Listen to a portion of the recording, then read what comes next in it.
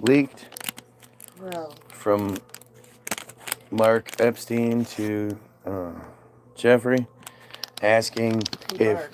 his brother, What if is? Hold on. I don't know anything. Is he alive? Like, yeah, he's alive. Is he a piece of shit too? I would assume so. But he's not anything. He's not a character. Okay. Um,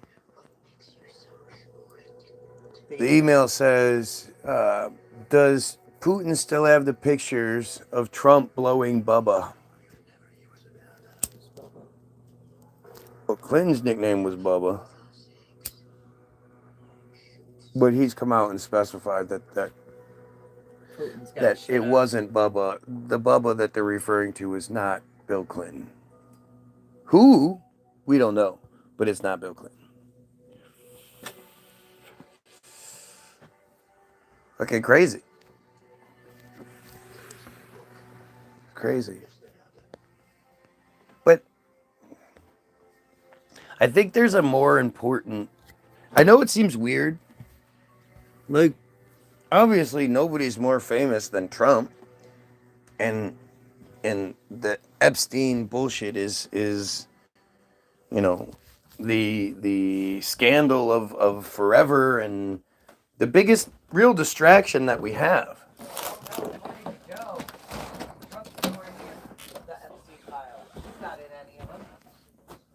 He may have been to the island, but he's not in the files. I mean, what is he even talking about? He's clearly.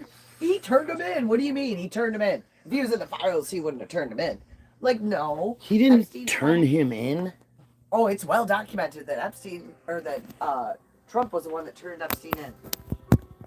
After the whole Mar-a-Lago thing in February. That doesn't make any sense. Yeah, no. We, it's it's such a weird thing. Like, I keep wondering, like, what has Trump done to deserve such insane loyalty? That's the part I just don't get. It's not like, oh shit, bathing suit's getting fucked up. It's not like we all ride around on our hoverboards to go get our health checkups with our free health care or anything like that. He's not done anything great for anybody to be like, yeah, he's my guy, I'm gonna keep supporting him, but they still seem to. And even the people that are like, well, he's the lesser of two evils, it's like, how? I just don't see it. I don't understand it. And the fact that it's so hard to get people who supposedly support this man, who supposedly love this man and all that, it's you can't get any of them to actually talk about it. And I think really when you run into that wall with people, it's because they're racist. They're racist, they're sexist, and they're homophobic. And at this point, pedos, I mean, really. I can't reconcile that. And I know we're so trained to think like, oh, come on. I know a lot of people who are Trump supporters and who are pedos. You know those people aren't pedos? How do you know that? What, because they're close to you? Because you have some sort of relationship with them, you assume that they don't have pictures on their phone or their home computer, or how do you know? Do you think anybody that gets caught, like, I shouldn't say that. I would assume that there is a, 20-30% of the people that get caught by the pedo hunters, that people are like, yeah, I knew that was a fucking weirdo. But the vast majority of the people that get caught by the pedo hunters are normal fucking people. People you would never suspect. There's an episode of Hanson versus Predator or Takedown where they're in one of the counties and the guy that comes in, one of the cops knows him from church. They go to the same church. He's known the guy his whole life. He said, yeah, there was some whispers of some things, but you know, you never really knew. It's like, wait, you knew there were whispers about this guy? You piece of shit. Stop it. Stop it.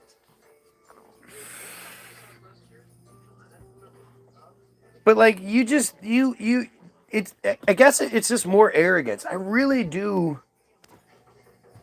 Arrogance is our number one flaw. It's our number one, detriment. It's the current. It's the consistent current that runs through everything. Is our fucking ridiculous arrogance. Why would you still be standing there? Yeah, run the fuck away. There's a black guy there. The black guy is the one that's not running? Yeah, right. You hear some gunshots and the black guy's gonna be running like, what are you doing, white people? Show's so dumb. These shows are so fucking dumb. Hannah doesn't run. He goes towards the danger. Sure. This whole thing is so fucking weird, man. And this pedophile thing, like, I know I jump from topic to topic, but really the topics are, the current is the same. There might be different elements to the topic, but they all have the same consistent current. And it's the arrogance, not confidence. Confidence is a good thing. Everybody should be confident in themselves. Everyone should have a strong, strong ego. You should absolutely be well aware of your what you're very good at and what you're not good at. And the things you're good at, you be proud of that. And you believe yourself to be good at it. You believe yourself to be the best at it until you find somebody who is better than you. And then you have somebody to inspire you to be better. Like, that's how it should work. People always accuse me of being arrogant, and I don't, it's not true. I'm very confident in certain arenas. But then there are other times where I'm like, like my wife is much better than me at lots of stuff. And depending on how you look at it, like if you want to look at it like it's a negative thing, then you will. My wife loves to say that like as far as us doing, you just want to be the idea man and have everybody else do all the work. And it's not at all the case. But when it comes to certain things, like when it comes to making phone calls, well, the reality is my wife is amazing on the phone. She's amazing. That's a skill set. Not everybody has that skill set. No, because, the people that, like my wife won't admit it, but it's like with my family, right? When I first started saying I'm going to do music, they said, well, you know what? Give it a year, and if it doesn't work out, then... And it's like, you think I'm so awesome that I could accomplish something like that within a year? Like, that's what you're saying. When you say things like, oh, you just don't want to do it, and I'm going, no, you're actually really good at it. It's because you think I'm great at everything. I'm great at everything, and I could do everything great. I just choose not to because I'm feeling lazy or whatever. It's not the case. If you've ever been in telemarketing or you've ever been sort of anywhere, and you can see that there are certain people that are just really, really great on the phone. Oh, look. Kristen Mayfield, the big fat ass pedophile. Gotta love it. They always show up.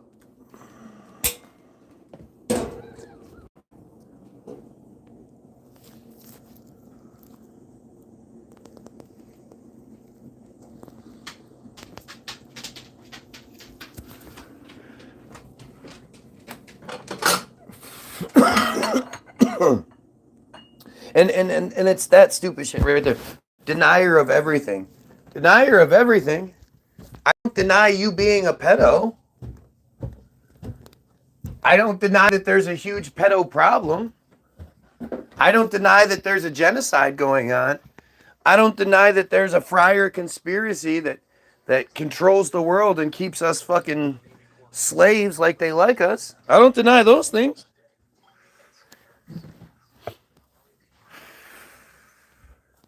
But these are this is what comes my way because there is no denying it. Who do you think? Just put it together. I mean, this is where again it comes down to just common sense. If I am saying, we should kill pedos, we need to do something about this pedo problem, pedo this, pedo that, and then you come in and start shit talking, who does that automatically make you? If I'm doing a feed that's all about how nasty McDonald's is, and you come in all pissed off, talking about how great McDonald's is, I block you. You make fake pages so you can come back to talk about. I mean, you don't even necessarily talk about how great McDonald's is. You just talk shit to me. Isn't it common sense to think that you must really like McDonald's? Like, nobody's going to think that the person talking the most shit on the McDonald's feed hates McDonald's. Why would anybody think that way? You hate McDonald's? You found a feed where somebody else is talking about how much they hate McDonald's, so you're going to talk shit to that person? That doesn't make any sense. That's just foolish. It makes sense. And literally in any time you would present that to somebody and you say, okay, so who do you think the shit talker is? Do you think the shit talker is A, someone who also hates McDonald's, B, someone who loves McDonald's, C, someone who works at McDonald's, or D, both B and C? Like, it's common sense. 2 + 2 is 4. 2 + 2 is 4. 2 + 2 is 4. 2 + 2 is 4. What? 2 + 2 is 4. Come on, guys. I know you're not this dumb. That's the thing. It's like you force me into calling you stupid. If you tell me that you believe the narrative, then you're saying, no, 2 + 2 is 17. Like, I just can't, you sound stupid to me.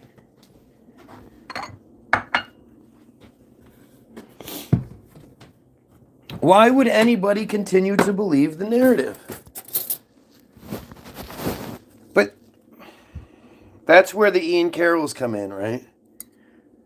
That's where the controlled opposition comes in, because, most people aren't going to be me, right? Most people are going to be non-confrontational, moderately intelligent, NPCs just trying to stay in the shadows. But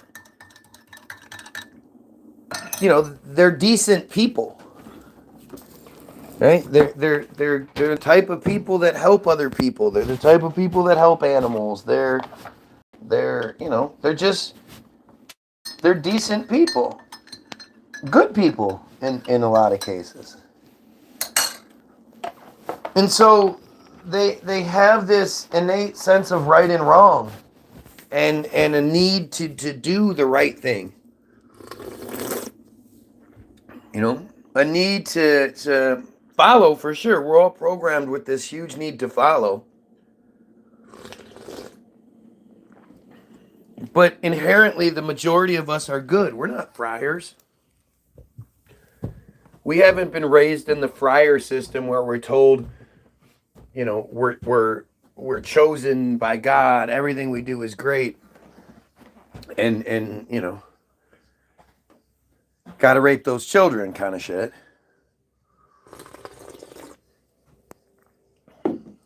But the majority of us are good people. And so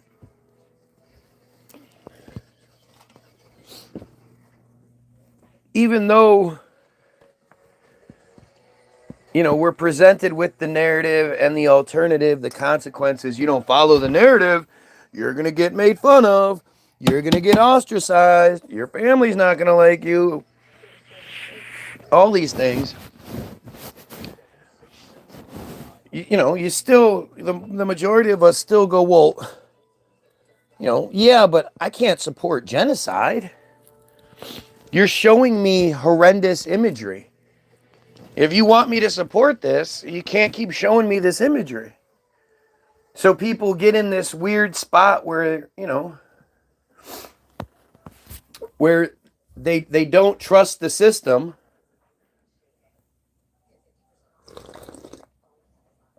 Or at least they trust that the system is lying to them. But they also still want to belong really, really badly. And so what do? You start scouring the web. You start looking for people like you. Other people who see that something is wrong and want to talk about it. And you stumble across, stumble through a few people. The interesting thing is, when you start making that change, you're going to notice that your computer is going to start suggesting guys like Ian Carroll to you. Strangely enough. They're not going to suggest me. Hell to the nizzy. But they're going to suggest an Ian Carroll. Where'd the other lighter go? I figured you lost it. Oh.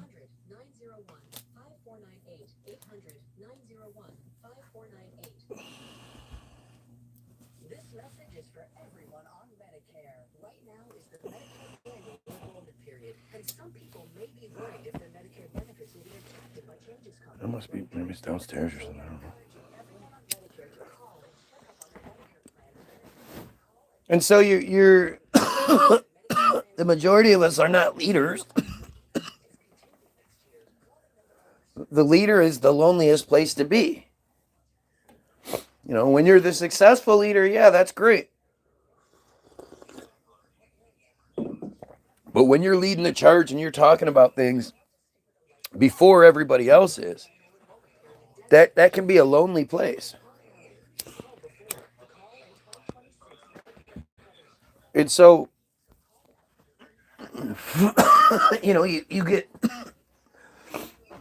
you've heard of Alex Jones in the past, so you know to look that up. But Alex is very off-putting.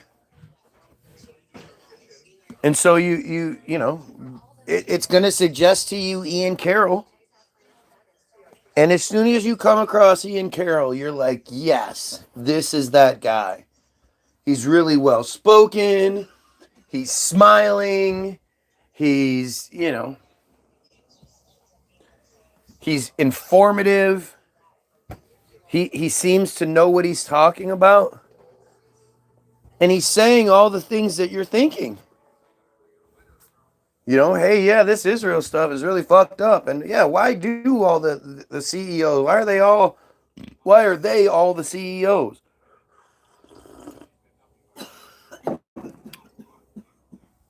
And I would be willing to bet that the algorithm has been geared towards, if you start looking these things up, they're going to have you find Ian Carroll.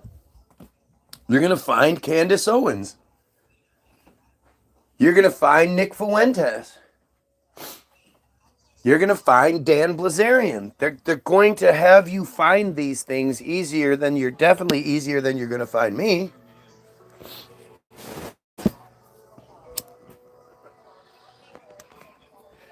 And so you stumble across these guys and they say all these great things. And they even introduce you to, Ian Carroll's talking about Nick Fuentes. Oh, I'll check that out. Oh, we're talking about Candace Owens? Yeah, I've seen a lot of her. I'm going to check her out.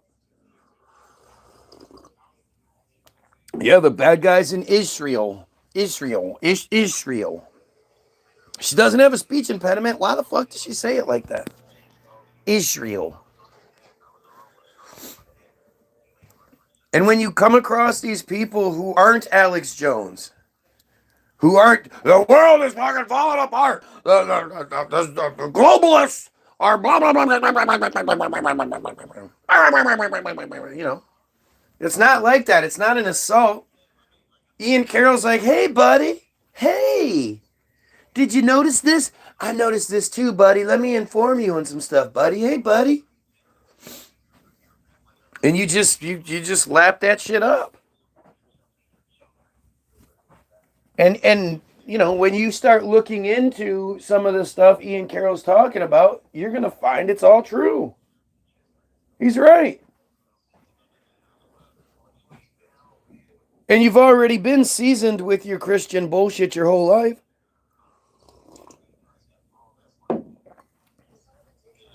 Even if you've been sort of, you know, getting away from it, because the closer you get to the truth, the further you get from a religion. He and all the rest of these guys are going to bring you right back. Because they're telling the truth about this. They're saying what isn't supposed to be said about this. You know, they're brave with this. If they're saying this and this too, well, are these two things, they must be true? Are they, you know? I assume Ian Carroll has done as much research into Christianity as he's done into BlackRock, right? He wouldn't just be believing Christianity because he wants to.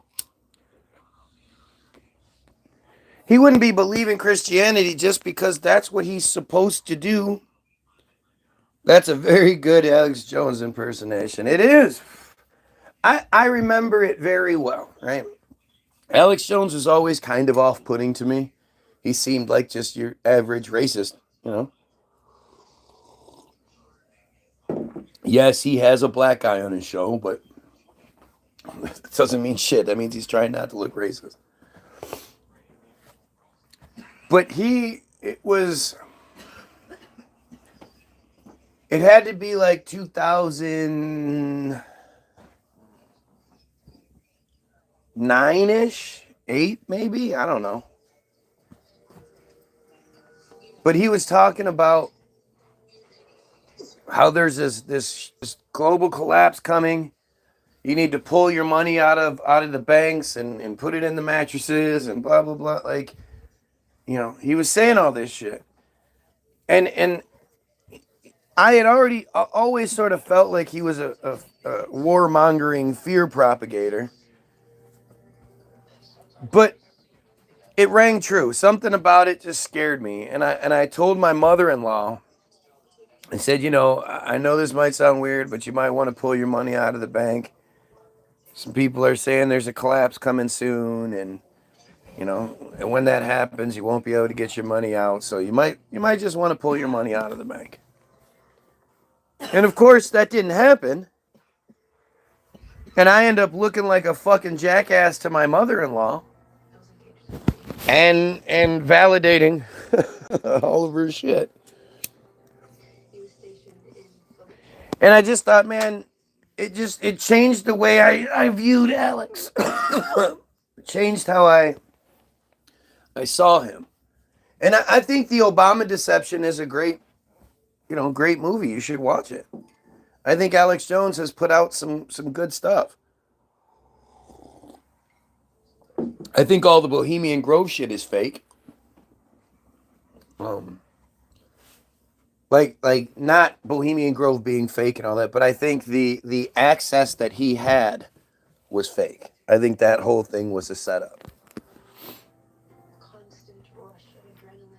Everything. But I just, and then there's the Bill Hicks thing, which at the end of the day doesn't matter at all. The only way it matters is it delegitimizes it. But, he's caught. There's been two separate times where him or his lawyer under being deposed under deposition have said that Alex Jones is a character. That's not who he really is. That's the character he plays.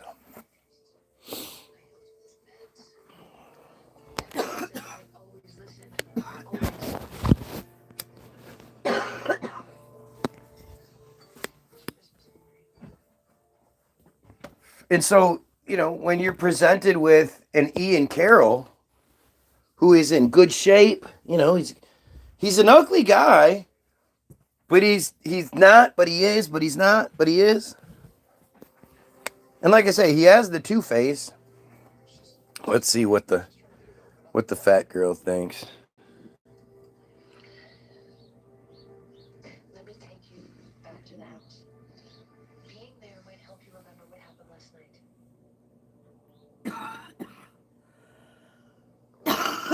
Your ex was right. That's exactly like father thinks. Belch. And that's why what you're suggesting. Wait, what? What do you think? Is he a I already had handsome guy or not a handsome guy? Not at all. He's got really bad skin too. It's really ugly. What if it happens again? Right there. To you. I should have used that picture. His eyes say it all. He's got one big eye and one little eye. He's got a two-face. I don't know, something about the people with two faces I have an issue with. I don't know. Well, because naturally we like Symmetry. No, I know that, but I'm just saying, like, I don't know. Something just weird about it.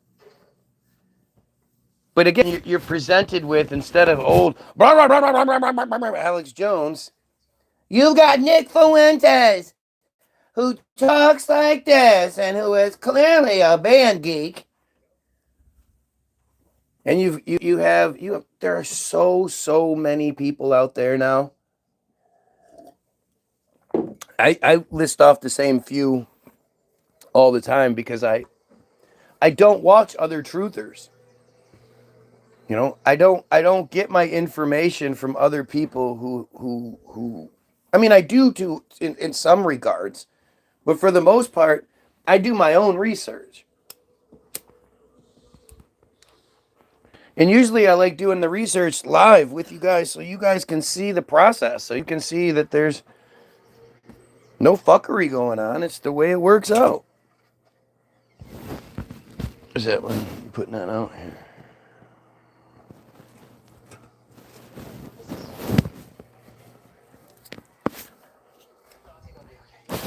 I mean, it's been strange. Ian Carroll just passed 1 million followers on Instagram or TikTok, one of the two. He's allowed to have 1 million followers. Do you know how much money he makes? Social media pays him really well. I guess you have to go through all kinds of stupid shit to get monetized. Can I see you later? I just had a friend research all that. Yeah. It's crazy. You really have to want it. I mean, free money. Yeah, you better want free money. If you can get free money, take it. You get money for fucking doing your thing, go for it. Just understand like what we're looking at. If you look at, my lack of success isn't due to lack of effort. That's the one thing that you'll never be able to say about me is that I didn't try hard enough. And, I didn't try hard enough. I'll take that back. I can't say I didn't try hard enough, obviously. But it's not like I just sat around waiting for it to happen.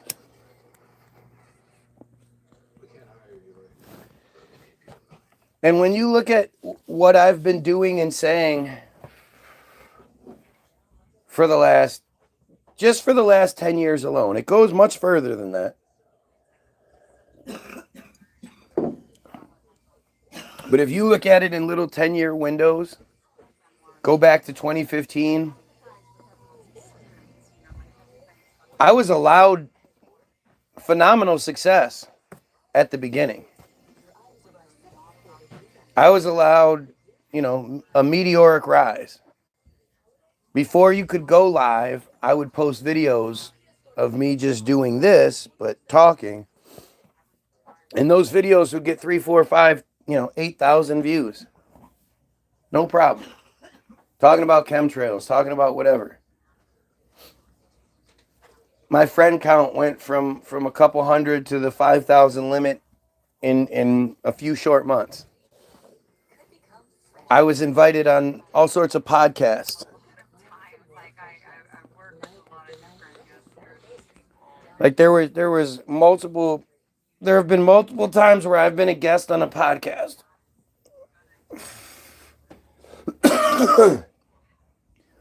And I was always okay until I started asking too many questions. Until I started disagreeing with the host or the community itself. When the community is saying, we need to get back to the gold standard, and I'm going, you mean the rock? Our value needs to be needs to be compared to shiny rocks? What are you talking about? I wasn't very popular when that happened. And when I started, I had a meteoric rise in the chemtrail community until I started focusing on who the fuck is spraying this shit on us. Not, hey, look at this pretty picture. Look at this pretty picture. All the time I make videos, pointing out the pretty pictures. They'd be allowed to get lots of views. There were videos I had that had 60, 70,000 views on them.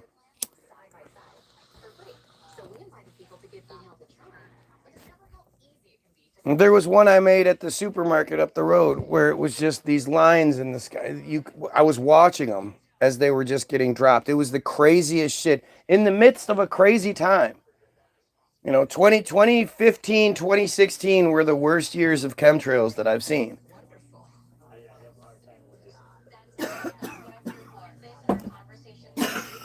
They changed the recipe. They did something.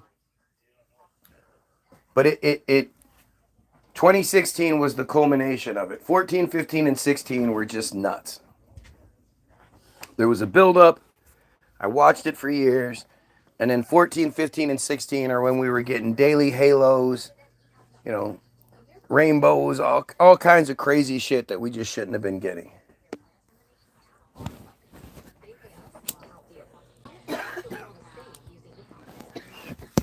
But during that time, I was, it was believable that things were going to work out because of the way they were working out.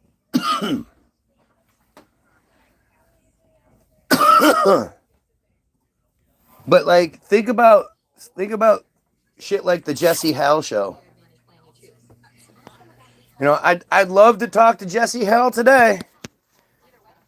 I'd love to see what that bitch motherfucker has to say today. If anybody knows Jesse Hall and the Missing Link podcast, by all means, tag them.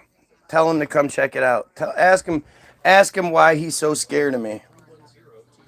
You've definitely taught me things about the Friars. F-R-E-I-E-R-S. I never even heard before. Yeah, but everything I've talked about is easily verified by their information, not some crazy conspiracy theory. All you have to do is look up what they want us to know about them, and it's fucked up. But Jesse Hall, him and I have a longer history than most, and it's a rocky history. But he saw my value. He knew I was right. He just wasn't, because he's such an arrogant prick, he couldn't have someone outshine him. And he didn't like that about me, is that I outshined him without trying. And so, what should be the ultimate green flag for anybody that's paying attention is that Jesse does this thing called the Truth or Telethon, or the, what was it called? Truth or Telethon? I don't remember. But it was a 24-hour, he and another 2 or whatever hosts for 24 hours. Like, and if you think about it now, what a fucking amazing intel mission that was. What an amazing way to gather intel on so many different truthers and gauge what people are thinking and all that. Have Jesse Howe give everybody 15 minutes or a half hour and let them spew their truth. So the first Truth or Telethon, I wasn't a part of. We were in a tiff at the time because, you know, he didn't like me because when he said that when he got stabbed, he went through the tunnel and saw God. I was like, yeah, that's what you're programmed to see. And he was like, no, I'd never heard of that before then. And I was like, you're a liar. You're a fucking liar. If you live in Western society, the idea that when you die, you go down a tunnel where your relatives are there and you know, blah, blah, blah. That's been programmed into you from day one, from the beginning. That's something we all know is what happens when you die. You go down the tunnel and you see your loved ones. And bitch ass Jesse tried to act like he had never heard that before. Which I'm sorry, but that's a lie. It's not like this is some obscure, weird thing. This is something that episodes of Unsolved Mysteries covered multiple times. When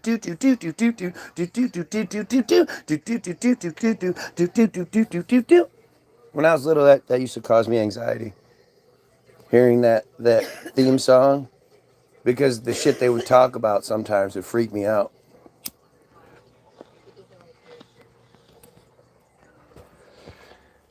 But Jesse then has the second Truth or Telethon. And I'm one of the first people offered a spot. And it's happening on a Friday.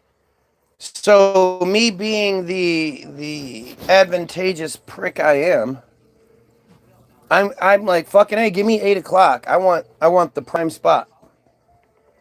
You want 15 minutes or a half? I want a half hour. All right, well, call about 5 minutes before your time. Have your shit set up and go live from there.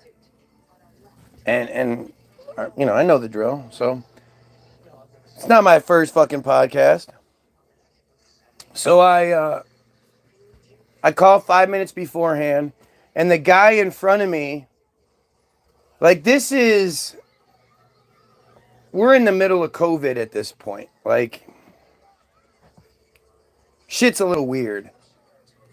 So he's talking about how we need to go underground and start underground churches because Jesus is the way, and typical bullshit. And like I know it's on purpose, sort of backhanded, a thinly veiled insult is that Jesse lets the guy go like 2 minutes over, right? These are only little 15-minute half-hour windows. So that 2 minutes is valuable time. But you can see, because I had been promoting, hey, I'm going to be live, Jesse's show, Missing Link, blah, blah, blah, 8 p.m., you guys got to be there. You can see, if you're watching it, you can see that right at 8 o'clock, Jesse kind of gets this weird face, and he looks down at one of his screens, and you can see, like, he moves his hand a little, like you can see something is going on, but he doesn't say anything. And so, I come on, and I do my thing, and 8:30 my shit's over, whatever. Next day I go live and I'm talking about it. Maybe it wasn't. I don't know the exact order of the details here. It's either I'm live and Jesse reaches out through the live, or he sends a message before or after the live. One of the two. But he says, no, I think it's in the live. He's talking about, yeah, grid show, weird thing happened. Right at 8 o'clock, the Facebook feed crashed. And there was nothing we could do about it. We couldn't figure it out. And then right at 8:30, it just came back on like there was no big issue. Like nothing had happened. And so my broadcast was fucked up from the time slot that I was supposed to be in, 8 to 8:30, and right at 8:30 Jesse cut me off. The other guy got to go a couple of minutes later, but whatever. I'm a professional. But Jesse points it out to me. I never would have noticed. And so I went back and I looked. You can actually see that there's something going on there. And I asked him, so did that happen at any other point in the telethon? No. Did that happen in the previous Truth or Telethon? No. So if a strange glitch happened to hit your shit from the exact time I was supposed to start until the time my feed ended, they didn't know, they started it at 8. They didn't know that other guy was going to be allowed to go long. So the fuck up started at exactly 8 and shut off at exactly 8 when my shit ended. The glitch. If that's the case, how is that not the green flag? How do you not immediately go, well, clearly everyone else is saying what they want said, other than this one guy who they obviously fucked with the shit about?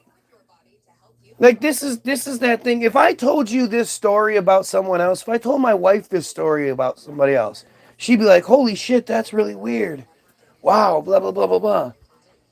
When it's me, you guys go, well, okay, yeah, that's crazy, whatever. You're either so used to it, or it's just like when you try to tell your family truth or stuff.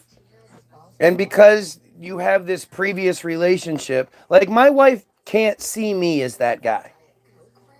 She can't see me as a leader of a revolution, a voice of this. I'm her dumbass husband who fucks shit up all the time and, buys things when I'm not supposed to. And, she doesn't see me as that guy.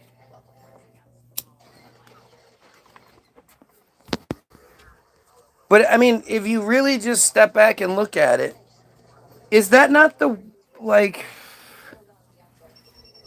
weirdest / most telling sort of story? Like in a truth or telethon where there are however many different people involved, it's 24 hours straight of people either having a half hour or 15 minutes. I can't remember how many people he said he brought it into it. Out of all of those people, mine is the feed that's so scary. They literally glitch the feed for it. And they don't even try to hide that they're doing it and say glitch it 5 minutes early and end the glitch 13 minutes afterward. It's for the exact window that I'm supposed to be live.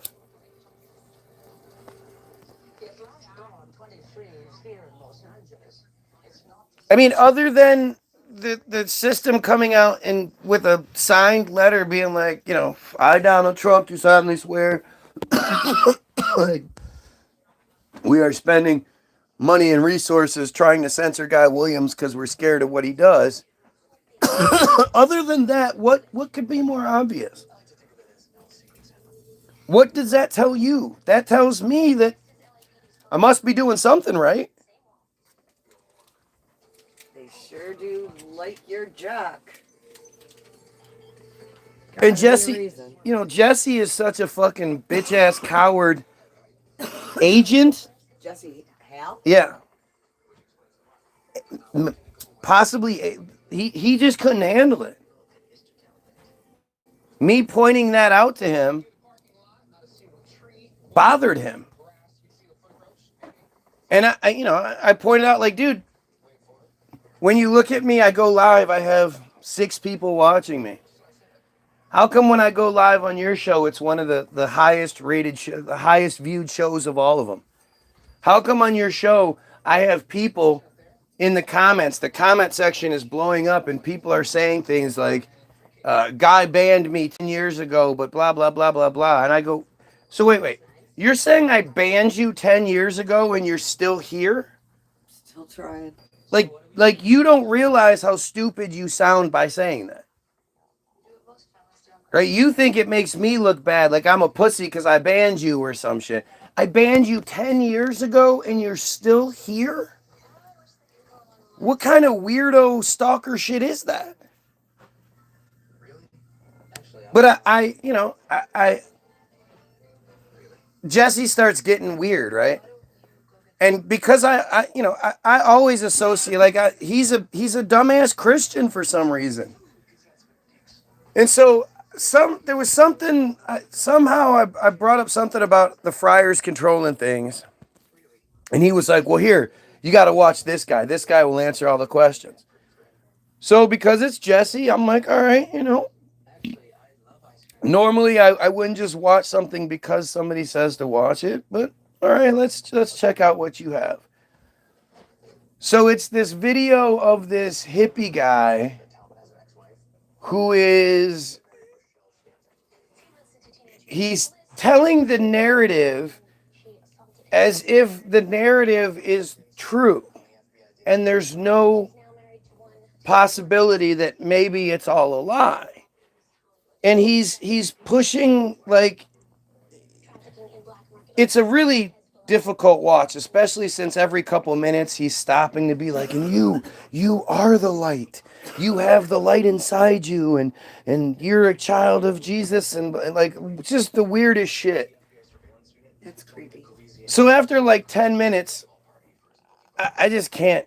First of all, I have questions. There's some things that are brought up that I'm like, hey, this is kind of weird, but secondly, it's a difficult watch for me. I don't enjoy it. Lots of times, like with Under the Dome by Sergeant Mark. As soon as I started watching that, I was enthralled. When it's you name it, there are many of them. Loose Change, whatever. As soon as you start watching Hollywoodism, even Hollywoodism with its slow, goofy start, once it gets going, it's really thrilling. It's really informative. This guy is just regurgitating a certain narrative. So I reach out to Jesse and I'm like, hey, dude, I have some questions about this whole thing, and I'm just having a hard time watching it. I'd love to, let me pick your brain a little bit. And he's like, no, you need to watch the whole thing. And it turns out it's actually like 3 hours. It's 3 hours of some guy sitting there talking, basically kind of this, Leah Bia. But there's no interaction. And again, this, like, if I were to say, Leah, you are a light in the darkness. I hope you realize how amazing if I stopped to do that every couple minutes, that would be so fucking cringy. So Jesse's kind of rude about it. Like, no, you got to watch the whole thing. So I'm like, you know what? Fuck it. I'll give it another try. So I end up watching about 45 minutes of it. And after about 45 minutes, I'm spent. I have too many questions. I want to be able to bounce ideas off somebody with this, especially the person who told me that this was going to answer all the questions. I wanted to hear his opinion. How did this answer so many questions for you when for me, it's I'm asking so much. So I reach back out and he's a dick again. And by this point, I'm like kind of pissed off. So I'm live about it. And he says something along the lines of, why do you always talk about religion and the Jews when you know it's going to make people so upset? And I'm like, are you saying that thinking it's going to upset people means I shouldn't talk about it? Like, if it's upsetting people, that means it's an important thing. We should be talking about it. And why does me talking about it upset people if what they believe in is correct and righteous and all that shit? What would it matter what some lonely dumbass has to say out in fucking Michigan? Other than I'm right and, you want to maintain your blinders point of view, like, then that would make sense. And so he says something else. I can't remember what it was. Something else like along those lines, like you just make people mad or something like that. And I say to him, listen, dude, if I'm wrong about all this stuff, why don't we go live one more time?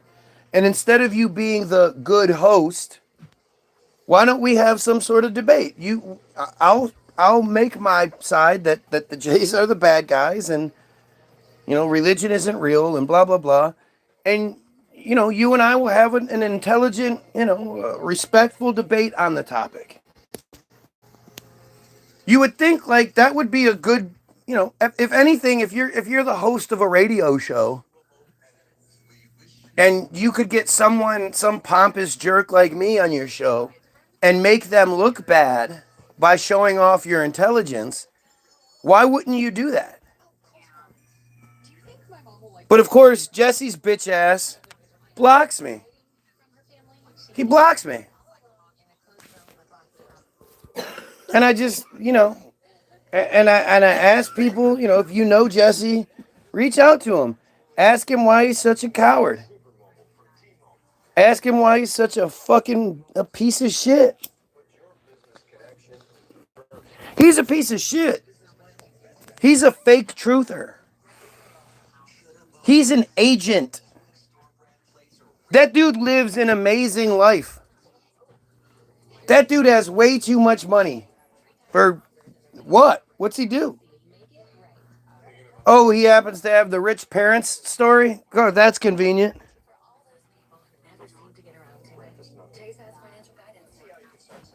I would love to have that's how you know the difference, right? That's how you know who's correct. I would love to have a discourse with this guy, whom I've had a relationship with in the past. Who, there's a lot to it. But I can tell you this, he blocked me. I didn't make a single fake profile to go watch him. What? You should have. Yeah, I totally should have. My wife, he didn't block my wife. At least not at first. I didn't use her page. Which one is this? Jessie Hell. I don't think I'm blocked still. I didn't use her page to reach out to him. Hey, you blocked me one. I take the victory for what it is. He knows better. He knows he can't best me. He knows he's going to end up looking really stupid. Oh, so he changed his name. Yeah, no, I'm still his friend. See? Jesse Steven is his new name. Let's see. 1.8 followers, 2.8 following. He looks like a nerd now. He doesn't look all spiritual. Oh, look. He agrees with Tucker.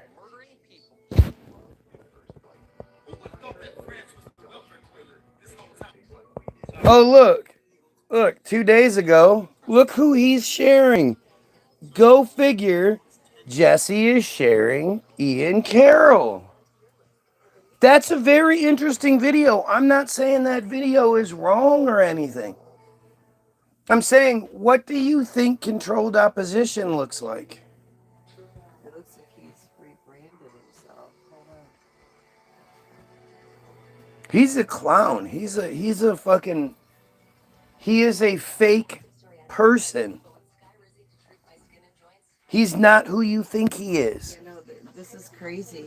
This is totally, like I said, this is not. That's not Namaste Jesse anymore? No, not even a little. In his about section, he changed all that. Who is the best trained, best equipped, best fed terror organization on earth? Oh, he's sharing Israel as bad guy stuff now, huh? He's trying to be like the new. Oh, look, he's sharing Anomaly. Is Trump waking up MAGA to realizing he's not the real deal? He's trying to be the new truther, the new what's his name, loudmouth. The new Guy Williams? No.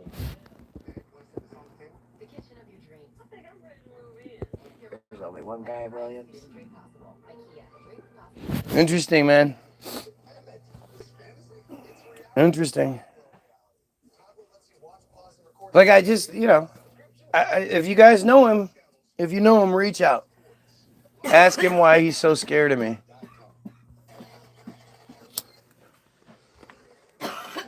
When on all this shit, you notice how there's no comments or anything on any of the posts he has?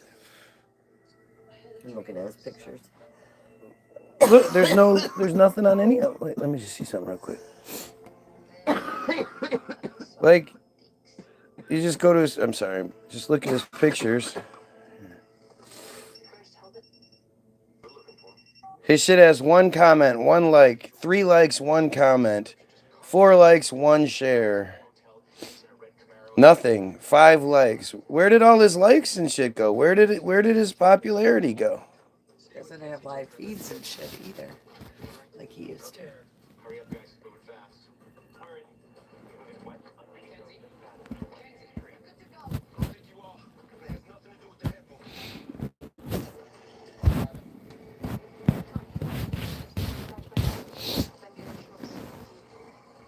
Ben gave the shorts.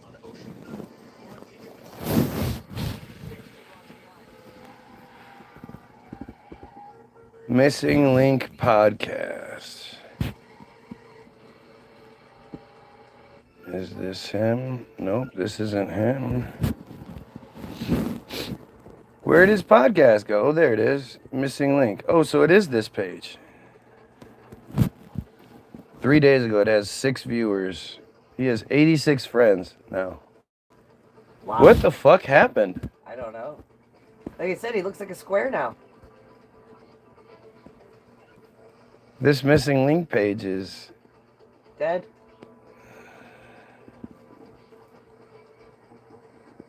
He's not the cool hippie guy anymore. Of course, there's anti-gay stuff. What? He's so feminine. Oh God, he's such a closet. Yeah. Anti-gay stuff. What a piece of shit. You give a fuck who likes who. As long as it's not like children logging or videos and shit. And there's so many posts. Like there has to be 50 posts from 3 days ago. Just post after post after post after post. Really weird. 4 days ago. Now we finally got to 4 days ago. I can't tell you last time he came 1, into 2, my news 3, feed. That's why I 4, didn't even know he was 5, so 6, fast. 7. Well, this one has 7. So from 3 days ago. 3 days ago, he posted 1, 2, 3, 4, 5, 6, 7, 8, 8 times. Yeah, so 7, 8 times per day. There's nobody on any of these. And so many of them are just dumb shit. Like just nothing. And 1997 came out that were similar. One, I'm betting you know, with Linda Hamilton, Pierce Brosnan. The other with Anne Hesh and Tommy Lee Jones.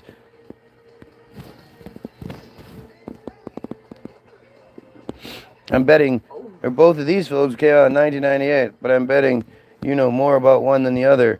Each of them have similar casts. Are they made really well? And they're made really well. Did you see them both? Do you have a favorite? What the fuck? I'm sorry, but Jesse... Jesse is who I thought he was. They're who we thought they were. They're who they thought we were. So weirdo. They're who we thought they were.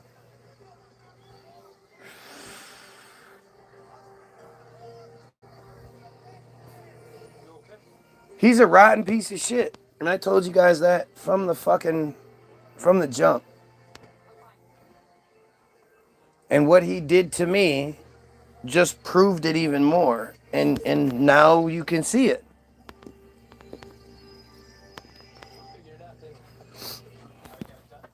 Prove me wrong. You haven't said anything.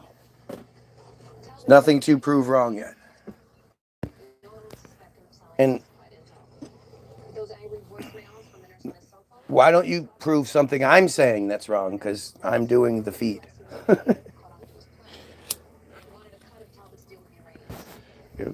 Say something. Come on, let's see. What do you believe that I should try to prove wrong? Is Leah still here? I didn't know. I didn't know.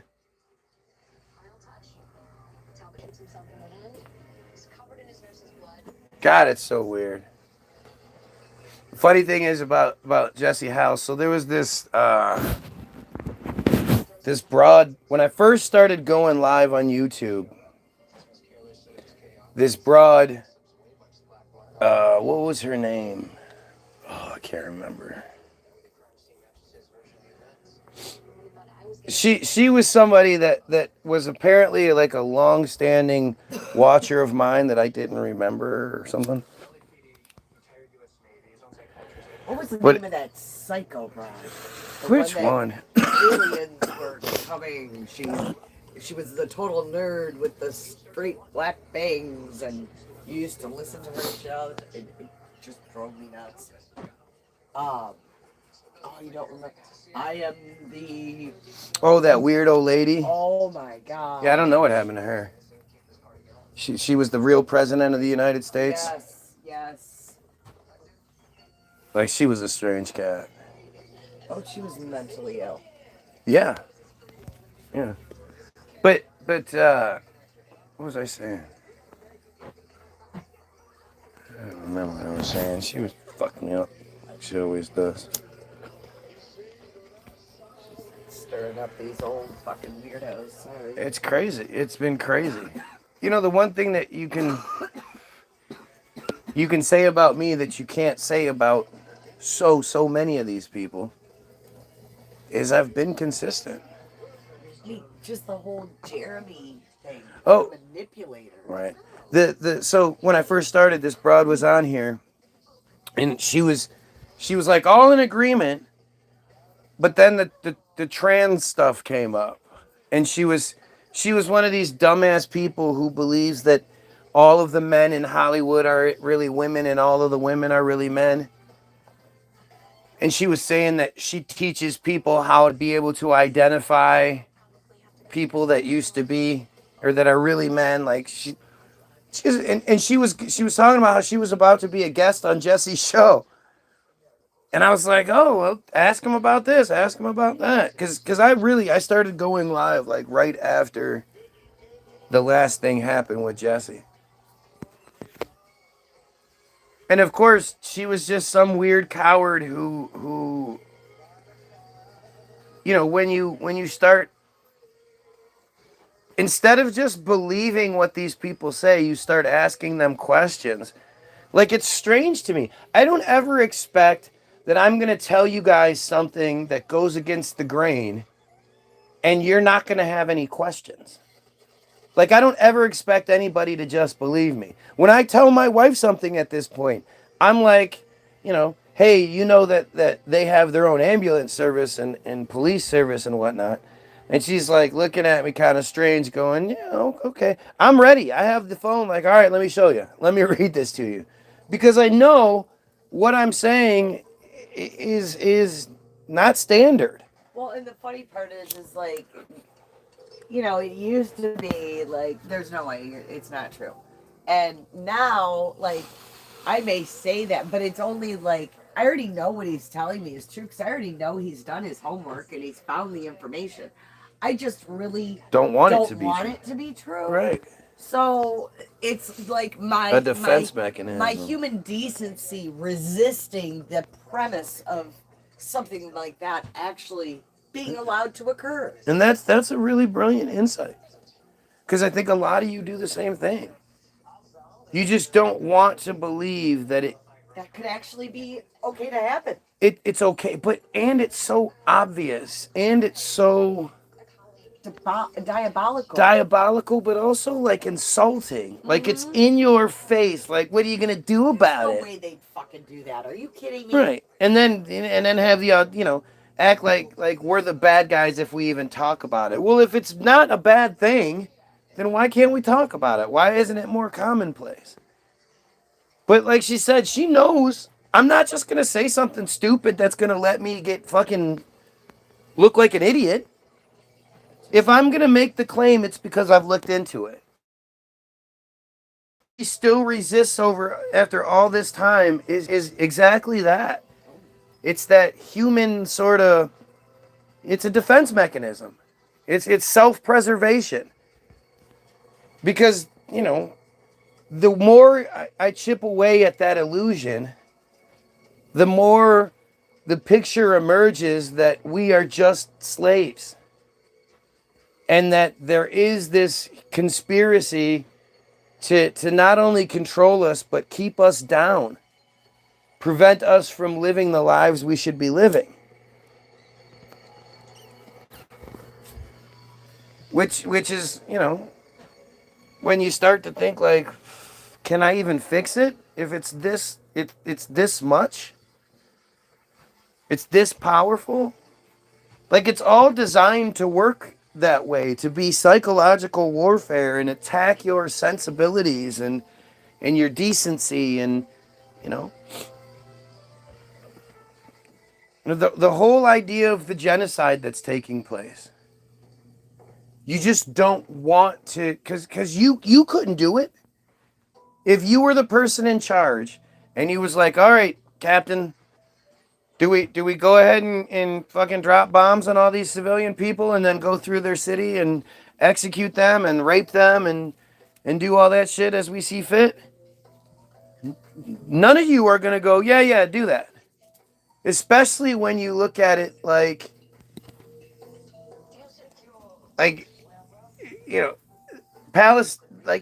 Palestine is nothing. It's just this small little nothing place. Why can't these people have their small little nothing place? Other than some sort of symbolic thing or some sort of, disgusting ritual thing? What's wrong?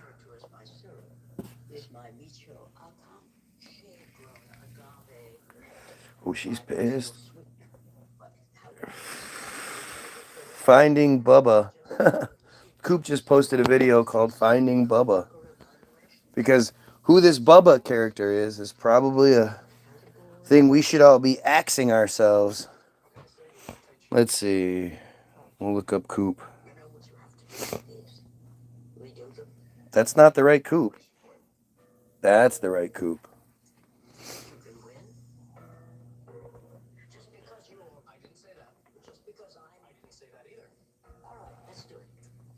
Uh-oh, Bubba. Hey there.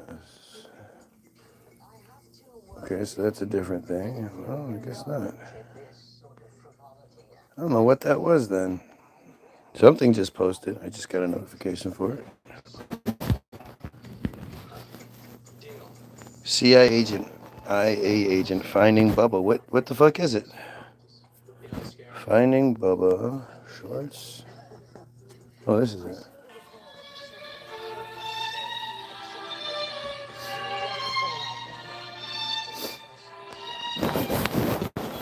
Oh, this is a clip from Ratatouille, I guess. Haha, that's funny.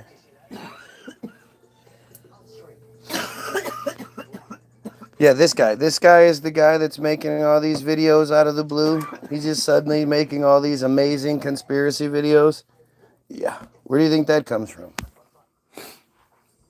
Suddenly allowed to have 115,000 subscribers? Just out of the blue, he's putting out videos that should have been out for years, whether it's OKC or it's Vegas shooting or whatever. He's cracking the code. This kid is cracking the code and is allowed to. That's it. That's the most important thing you have to understand in all of this. And I've been saying this for years. The truther that you watch that is allowed to have all those, that has all those views, is allowed to have all those views. Look at Anomaly. Anomaly has millions of following. He's telling secrets. He's got millions of following, but he's telling secrets. So one day, I'm doing a feed or whatever. I get a message from Algo. I'm tagged in a video, and it says, "Looks like he's been watching your channel."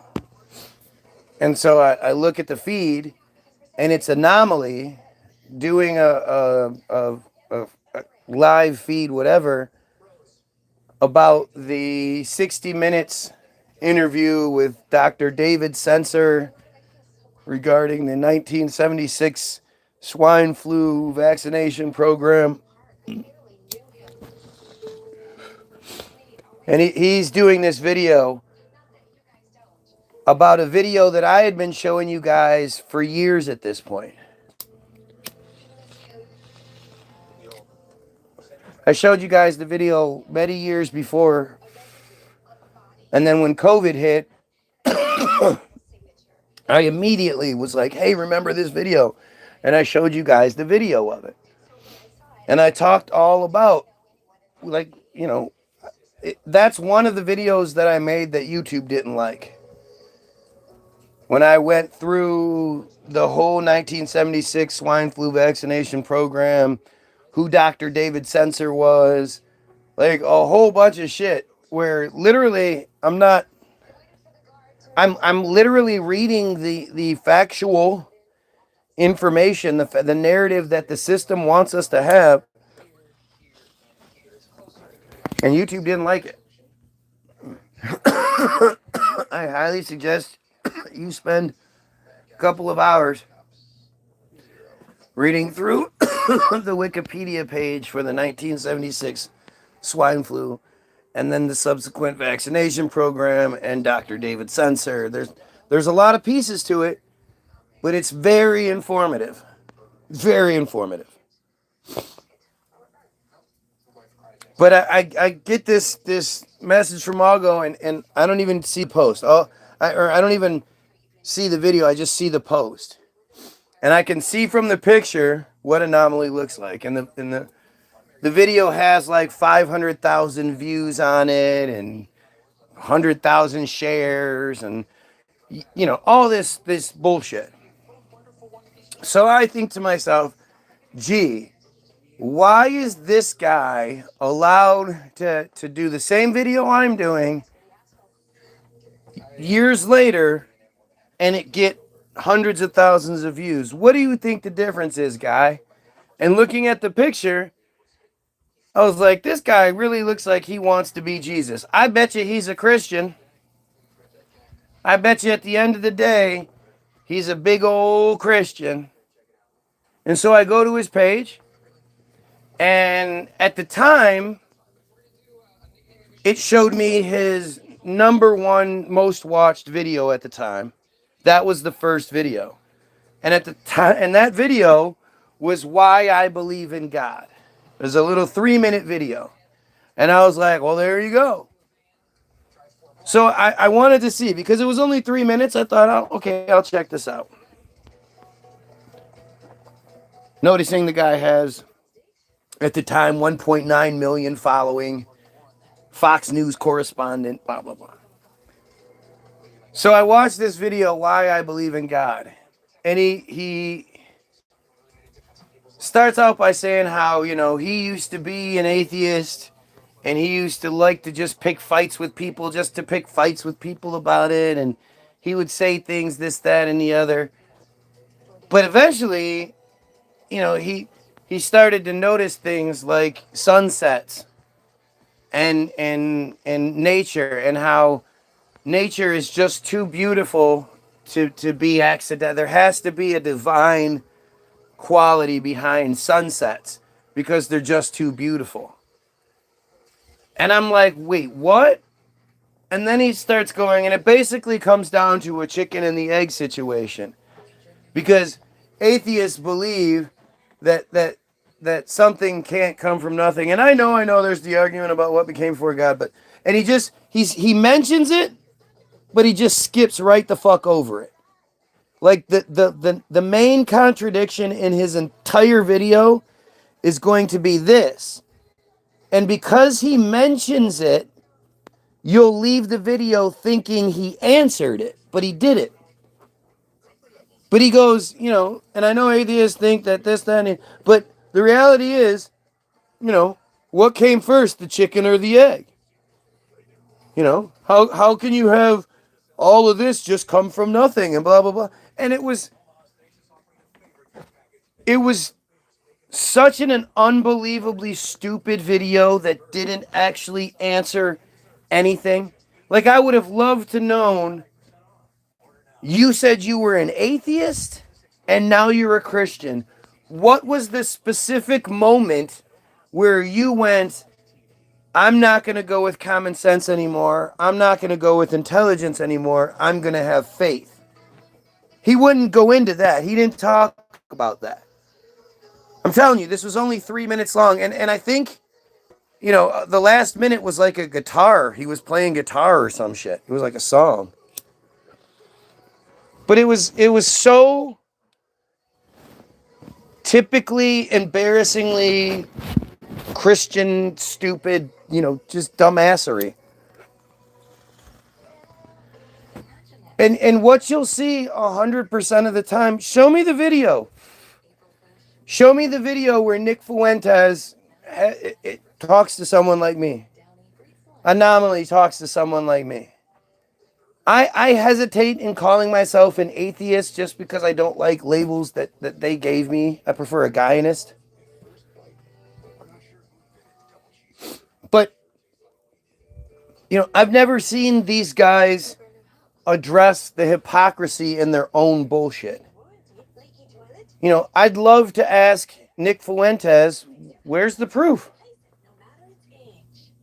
You pull everything apart. You dissect everything. You're smart. You see through the bullshit in so many different ways. What made you think that Catholicism, of all things, he's a Catholic, that shit is true, but Islam isn't? Islam is awful. You think Islam is horrible, stupid, this, that, and the other. Even though Islam mentions Jesus, the Quran mentions Jesus as a great man.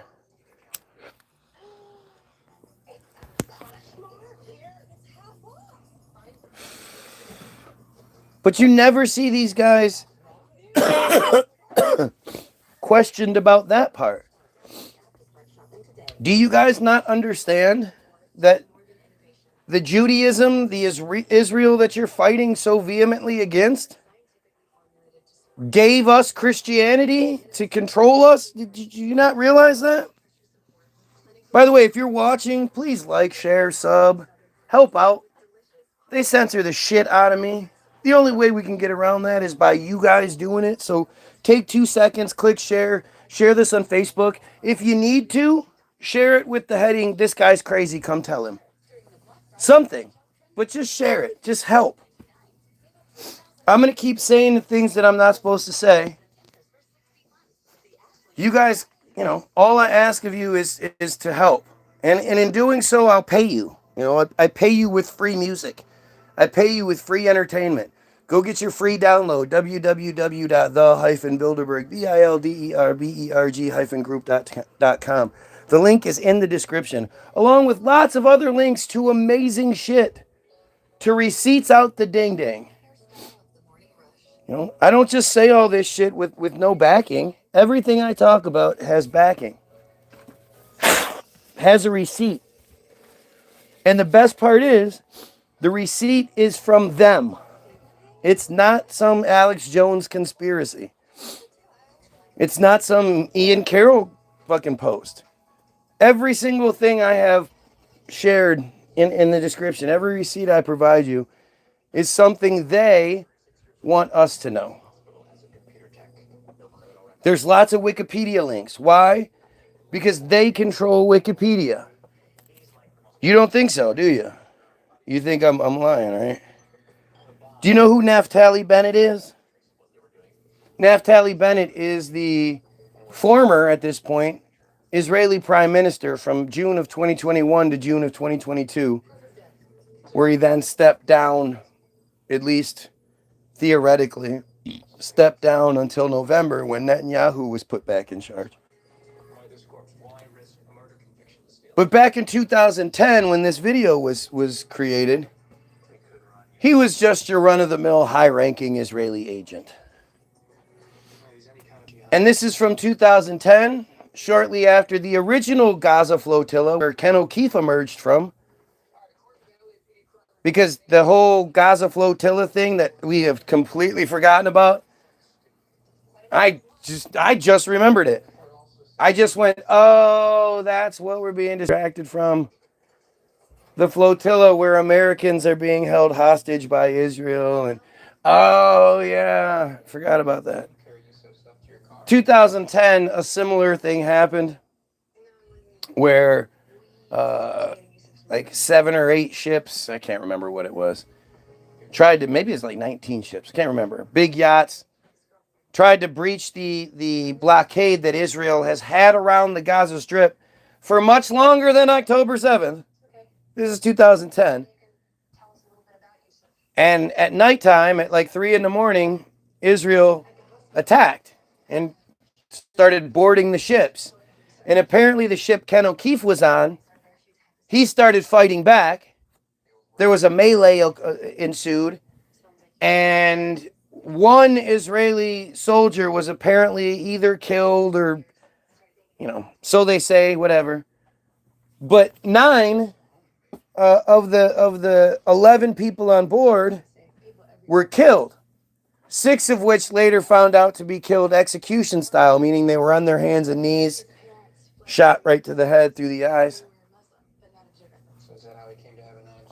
And of the 2 people on board that didn't get killed, one of which was Ken O'Keefe, who was let go of.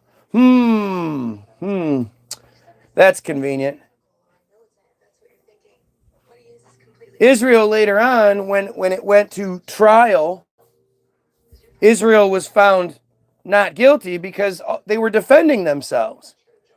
All they were trying to do was illegally board the ships at like 3 in the morning and take them over so they could take the people hostage and bring them back and do the whole deporting thing, the thing that they do. And these people had the audacity to fight back. And since they fought back, well, Israel had no other option but to defend itself. So it killed 9 people, 6 of which were execution style. And that's how the government, the system saw things. I know about that because this video I'm about to play you is from 2010, where future Prime Minister Naftali Bennett is talking to the IsraelNationalNews.com and gives a suggestion. So I followed his suggestion and looked it up. Here you go. Moetzet Yesh, in conjunction with My Israel, has arranged instruction day for wiki editors. The goal of the day is to teach people how to edit in Wikipedia, which is the #1 source of information today in the world. As a way of example, if someone searches the Gaza flotilla, we want to be there. We want to be the guys who influence what is written there, how it's written, and to ensure that it's balanced and Zionist in nature. I came here to learn. Did you get it? I love breaking this video down because it's really fucking insane what he actually says here. Let's break it down. Moetzet Yesh, in conjunction with My Israel, has arranged... Okay, so first of all, you have to notice body language wise. Every time he says, it's because he's trying to find the right word to say. He has this speech sort of mapped out, but there are little bits and pieces where he wants to make sure that he says things exactly how it's supposed to be said without, without being too misleading. It's interesting when you notice the ahs, because instead of, he says, blah blah blah, in conjunction with my Israel, these two groups have arranged an instruction day. So these two groups have arranged what he calls an instruction day for Wikipedia editors. So they arranged it, meaning they demanded that the Wikipedia editors, the Wikipedia staff, attend this instruction day. This is Wikipedia. He's going to say how they are the number one source of information in the world. Meaning they were already so good at their jobs, they were the number one source of information in the world. And yet, in 2010, they needed Israelis to come tell the editors how to do their jobs. Listen. Instruction day for wiki editors. Did you hear that?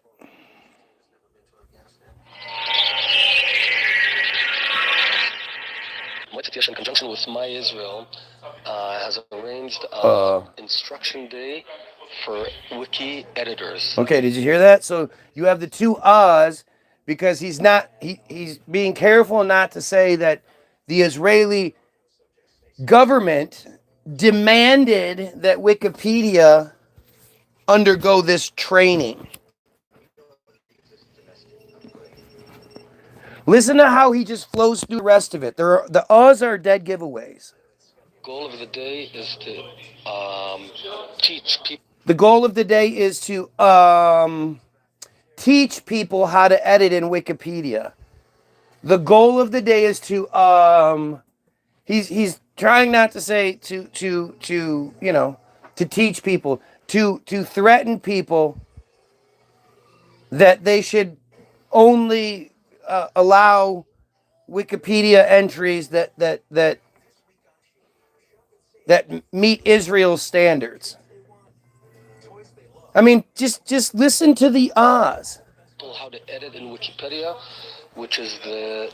Teach people how to edit in Wikipedia. Again, the editors, the people who already know how to do the job,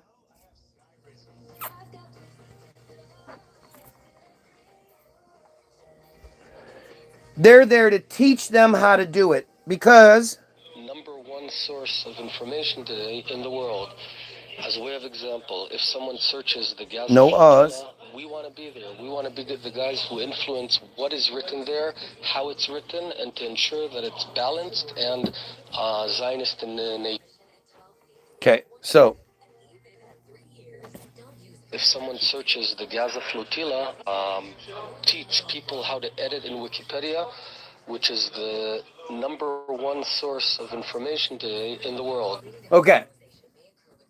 He's saying that Wikipedia is the number one source of information in the world, and they're going to teach them how to do it. And just in case you're wondering, like, what does he mean, teach them how to edit in Wikipedia? That's a weird thing to say. He's like, as way of example, if someone searches the Gaza flotilla, which had just happened, we want to be there.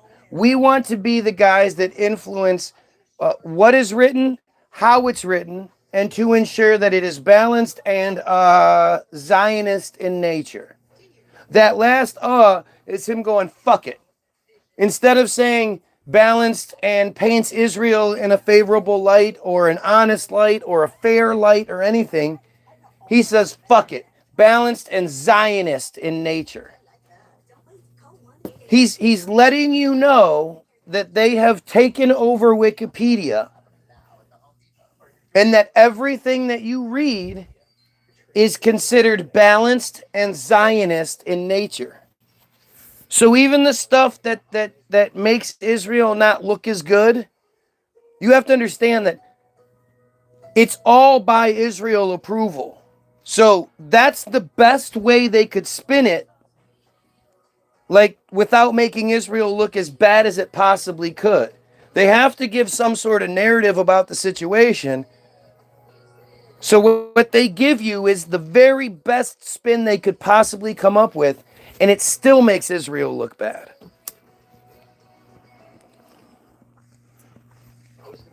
That's like the key to this, you know. That's how you research in a system that's provided to you, where you only have the information that they give you.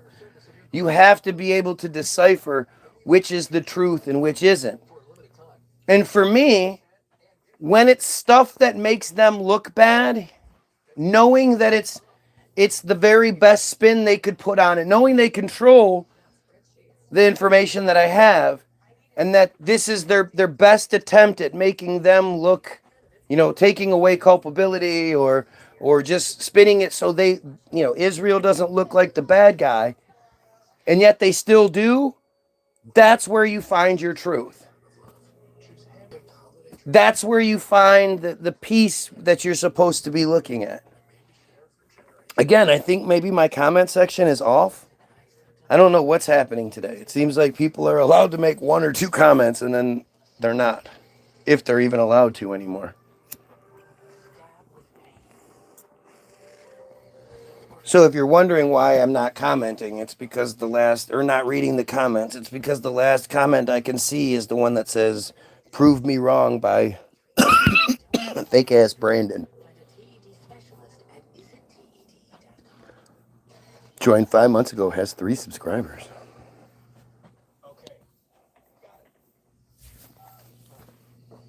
So all those receipts that I have in my description that are links to Wikipedia articles, along with a link to that video, understand that this is,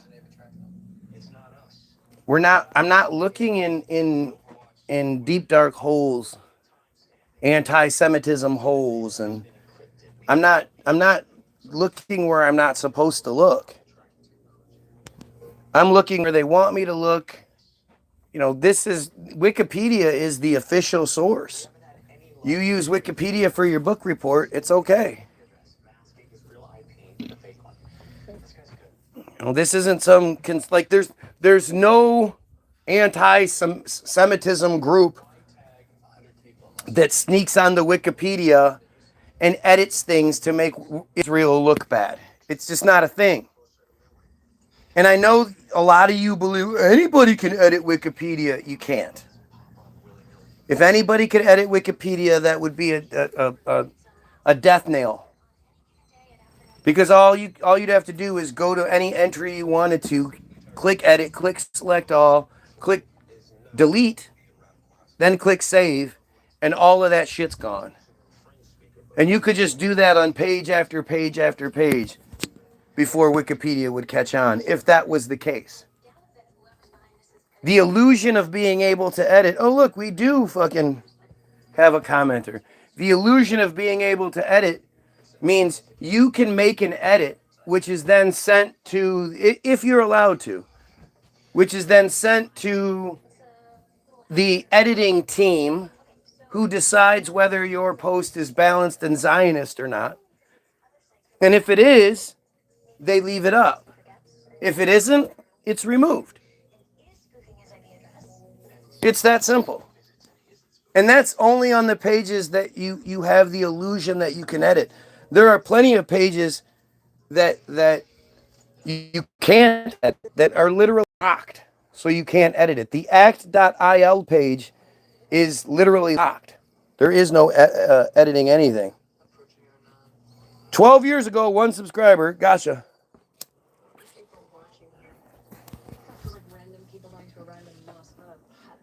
So familiar. 12 people, 1 subscriber. 12 people, no subscriber. 12 years, 1 subscriber. 12 years, no subscribers. Seems like so many of these strange trolls have that exact same thing going on.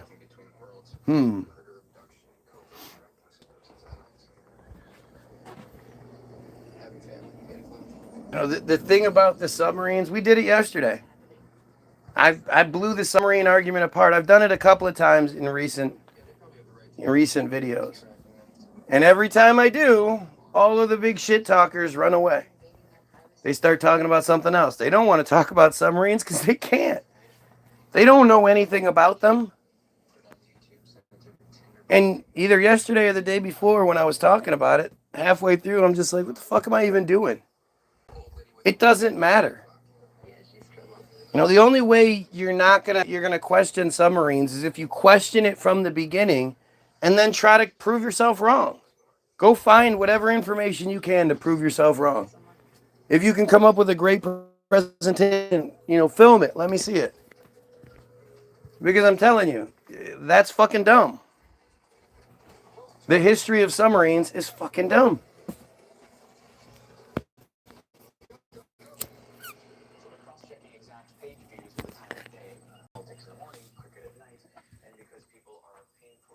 You guys have to see it, man. If you're at the point where you're questioning space travel, you should absolutely be questioning submarine travel. If we can't travel in space, we definitely can't travel underwater. But hey, you know, you believe what you want to believe. At the end of the day, that's all it ever comes down to. People believe what they want to. You can provide them all the evidence in the world. If they don't want to believe otherwise, they won't. Especially the people that believe in something that has no evidence, like Christianity, like Islam, like any of the religions. These people believe in something for literally no reason. Like it's really strange when you step back and look at it and you go, okay, so you believe this because... And you would think it wouldn't be something that would upset people so much, but it always does. It always makes people upset when you ask them to elaborate on why they believe in something. That is such a weird, result, weird symptom, weird response that always happens. Nobody's ever like, oh, really? You don't believe it? Oh, let me tell you why you should. Here, no. You know, they're never like that. They always get mad and act like, you know, how dare you? I'm disrespecting you by not believing in your fairy tale. It's really strange. And it's telling. You know? If you ask somebody about something and they shut down, well, maybe they're not as confident as they portray themselves to be. Or you thought they were. Or they were arrogant enough to sort of, you know, infer. Isn't the inference done by the person? The implying done by the person receiving it? I can't remember. People present themselves in all different ways. You know, big old muscly guy with tattoos all over, Christian tattoos and shit. And you go, wow, you really believe in that stuff, huh? Oh, yeah. Why? What the fuck? What do you mean, why? Like, it's weird. You know? The best way to get somebody to fight, especially a Christian, a turn the other cheek Christian, is to start questioning their shit. Start pointing out the hypocrisy in their shit. They get mad, man. I can't tell you how many people get mad at me for pointing out the fact that there's so much pedophilia in the church. Like, it's my fault for pointing it out. They're not mad at their religion for doing it. They're not mad at their religion for condoning it. They're mad at dumb old Guy Williams for pointing it out. That's fucking silly, man. And it's the same thing with everything, with everywhere, everyone. You know, these friars especially. For you to walk around claiming that you're God's chosen fucking people, but then not be able to be questioned about it, that's pretty audacious. protected in a lot of ways. It's That's pretty fucking crazy, right? You think that this sort of infallible situation, like you're like Charlie Kirk people, hold on a second. they're all super free speech unless you're talking about fuck Charlie Kirk.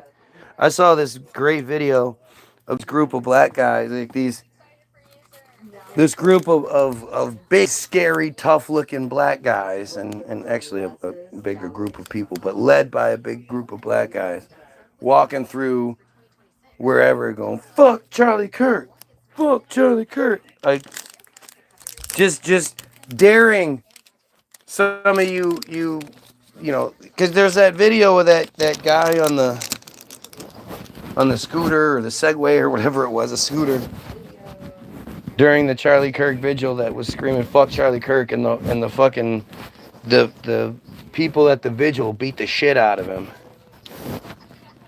And it's like, man, you sure don't like free speech when it isn't for you.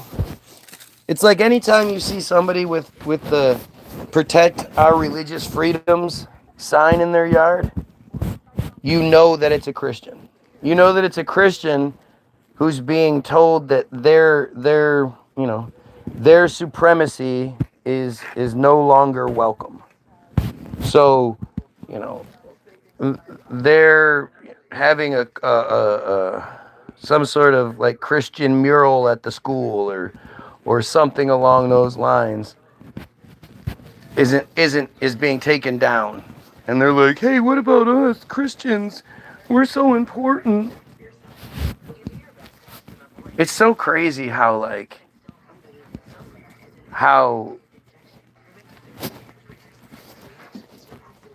the stupidity it takes to get mad because people don't believe what you believe. Like I have family, right? My in-law is a gay woman, and yet she believes in the Bible and shit. She's religious. She's very like one of those people that will again always gets angry if you try asking about it. Hey, you're gay, right? Why would you ever believe in that shit? She gets mad. Alex. Yes, she does. She's not religious anymore? When did that happen?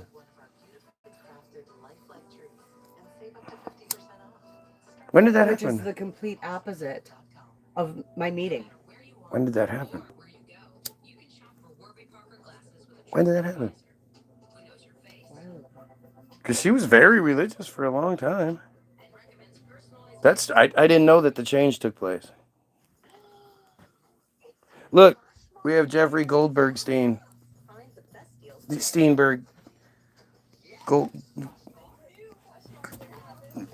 Gummo, Jeffrey Gummo. Isn't it weird how many pedos are named Jeffrey?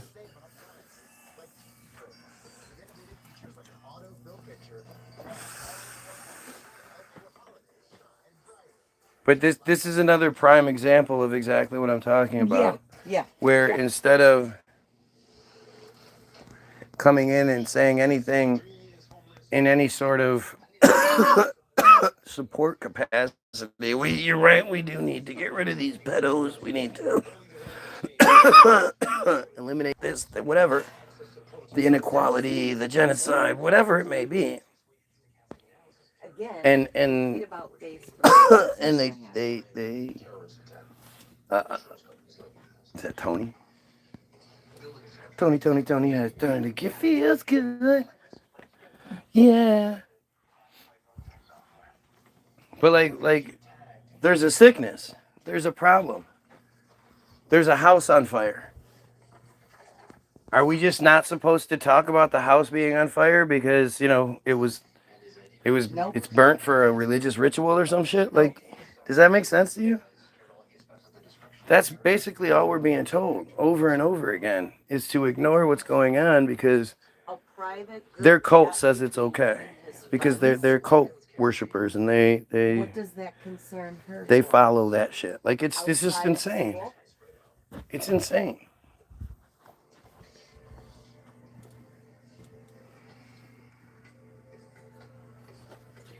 Right.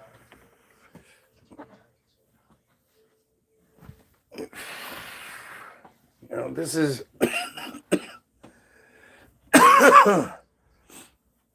this is a war, It says that in there, right? I didn't see and it's a war, a psychological war, and they're, you know, they're not pulling any punches. They're using every method they can because they're desperate at this point. They realize their shit is Can you go through and is just see hanging if that on. last one was removed? You know, Also call it you know they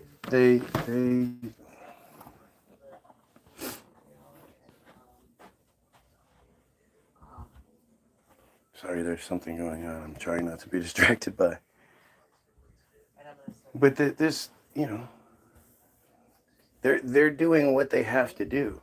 So if what they have to do is give us talking heads that say almost all of the right things while still steering us in certain directions, like that's what they're gonna do. They're just barely hanging on at this point. You know, the Goyim have woken up and are waking up all over the place. And they know that it's not just business as normal, and it'll never be again. It's scary to think about, like, what they're gonna do, because they're not gonna get it back to pre-October 7th. They're not gonna get it back to 2015. They can't. They can't bring any of that back. Definitely not going to get it back to the 90s, the early 2000s, when we were just completely oblivious and they're at their peak, just getting money funneled in and power, and it's never going to happen. And so what are they going to do? I don't know. I know that you're seeing like, you're seeing really, really strong desperation coming through with the Ian Carrolls, with the endless. There's so many people. Just Ian Carroll being, like, if I know about him, it's because he's extremely popular. Like, I don't know nearly as many of the fringe people because I just don't watch other people's shit like that. But Ian Carroll is influencing so many of those fringe people. He makes the video, and then, a day or two later, they make their video saying their take on what he said.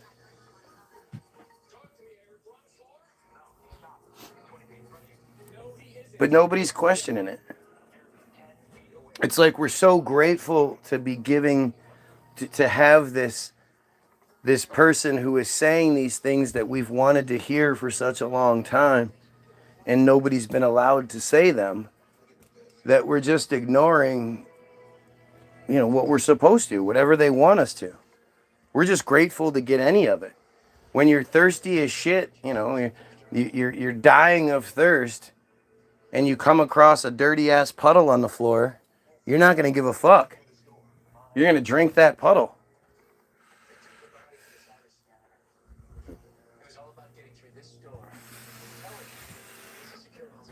We're all we're dying of thirst. We're starving. We want our saltines. It's the greatest cracker ever. What is that? Salt? Is that something in there? That's great. It's amazing.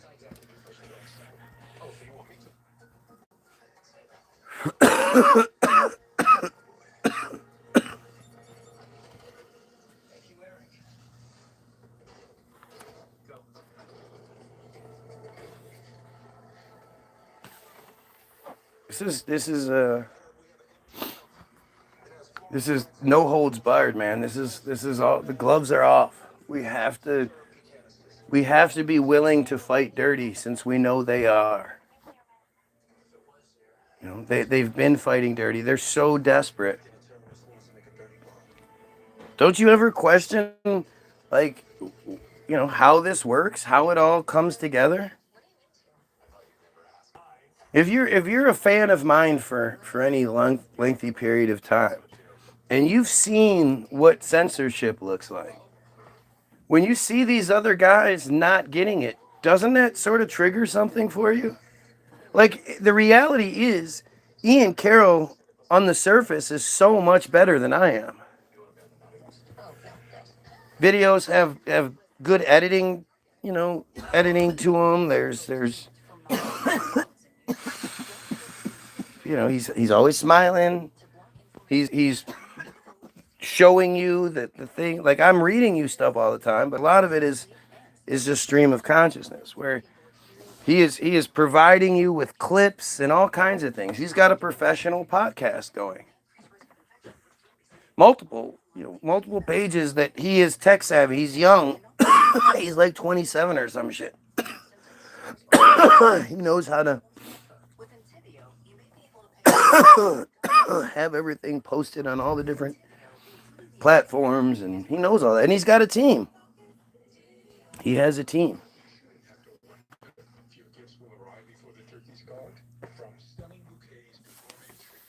Where's all that come from? And how does that, how does it, like I say, him having all that, he's so much more dangerous than I am. Why is my feed full of his posts? Whether I'm getting the direct posts from him because I follow the page, or somebody else has shared it, my page is inundated with Ian Carroll stuff. Candace Owens stuff. They're not trying to hide those people from me. They're not trying to hide them from you either. So ask yourself, like, where does that come from? How does that work out?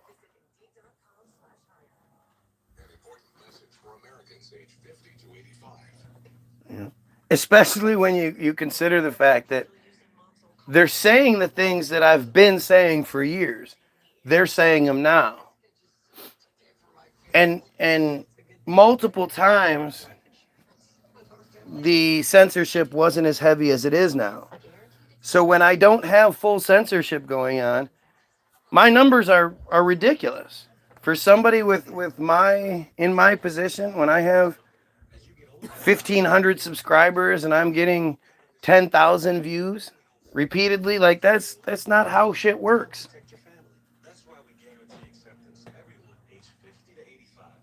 But now, completely shut down. Been shut down since literally the day after Charlie Kirk. September 11th. Since September 11th of this year.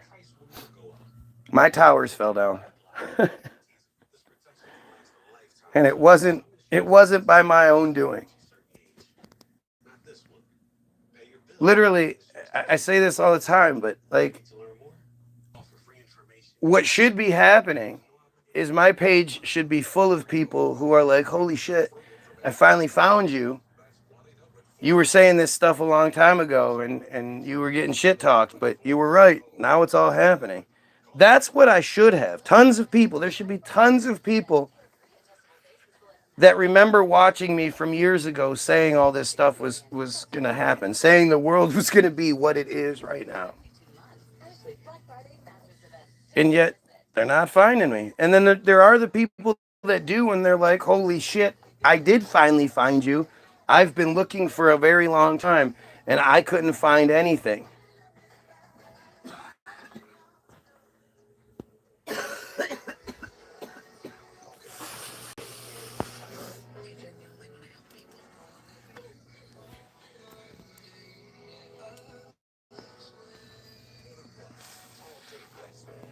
As always, man, if I'm wrong, just say so. It literally comes down to that. If I'm wrong, then you should tell me how I'm wrong, why I'm wrong. And we just go from there. But I'm not going to sit here and keep talking to nobody. This is boring. Oh, see, I try to tell you guys, if you don't, if you don't provide me the fodder, I get bored. When I have the constant flow of dumbass commenters, it's definitely more exciting. But, just another one of these feeds that has 8 likes and 5 viewers. You know how that works. You see that all the time, right? All the time you see somebody with more likes than viewers. Totally normal. Totally normal.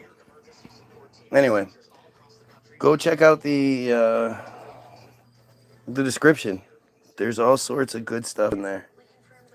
And by good, I mean horrible, bad stuff. But these are the receipts. You definitely need to go look. 9. Now we have 9. 9 and 5. You definitely need to go look up the Israel Hayom article. I cannot stress this enough. Because this is what provides the understanding. When you understand why they're capable of doing what they do, it makes more sense. Because I think so many of us see what's happening, and because we're just not built like that, it's almost like it doesn't even register. Like, there's no fucking way there is a group of people that truly believes themselves superior and are committing genocide while, constantly raping people. There's no way that happens in our modern day society, and it's just allowed to exist, and it's just not, there's no way. I could never do that. I could never starve people. I could never drop bombs on people just for existing. They never did anything to me. I could never orchestrate a false flag attack pretending my people died so that I have an excuse to kill other people. We think along those lines because we're not like that. When they were sort of figuring TV out and they were really realizing the weapon they had, they thought that that we were more like them. And a great example of who they are is that a couple years ago, there was this supposed campaign of Hamas. Was it Hamas? I think it was Hamas. We're setting incendiary devices over the wall using balloons. Now, the story isn't, what the fuck do you mean over the wall? What wall? The wall that makes the Berlin Wall look like a fucking white picket fence?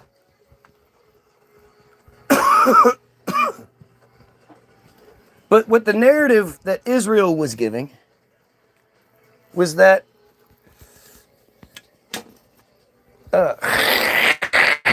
Hamas was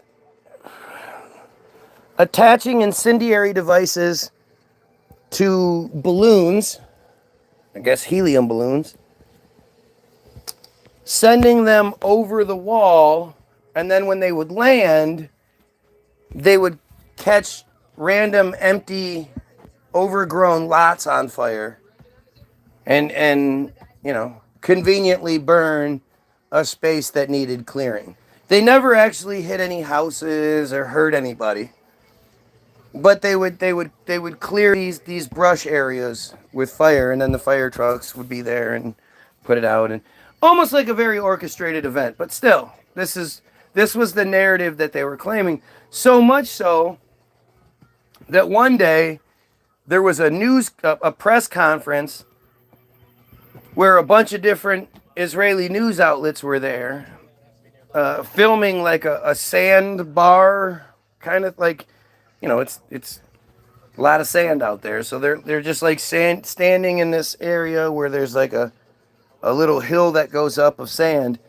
And suddenly over the hill come walking three apparently Hamas, Hezbollah, whatever, soldiers in their khaki suits with the black boots and the black belt and the black balaclava with the fucking bright green headband around the... Just in case you wanted to know where to put the headshot, the bright green headband. And so they come over the hill, like three of them, where there's a setup already there. And it's some helium tanks. And they do a display. They show how they fill up balloons with helium and then attach them to these devices. And they put on a display for the Israeli media. And then when they're done, they walk back over the hill and apparently disappear. And they literally put that shit out. I saw the fucking report. I'm not saying I heard somebody else say. I saw this bullshit. And at one point, they say, they interview random Israeli driving by in his convertible red sports car. And they say, hey, what do you think about these incendiary devices and that keep getting, flown over the wall? Because they're, again, these Hamas Hezbollahs are they fucking know the wind, man. They know how to launch a balloon up in the air and then lower it slow. They know how to do all that shit. They're good at that shit. It's such a stupid fucking idea. It's paraglider stupid. But they asked the guy, what do you think we should do about it? And the guy says, it's fucking unacceptable. For every balloon that comes over that wall, we need to take down one of their buildings. Women, children, who cares? If we take down a building every time they launch a balloon over, they'll stop launching balloons eventually.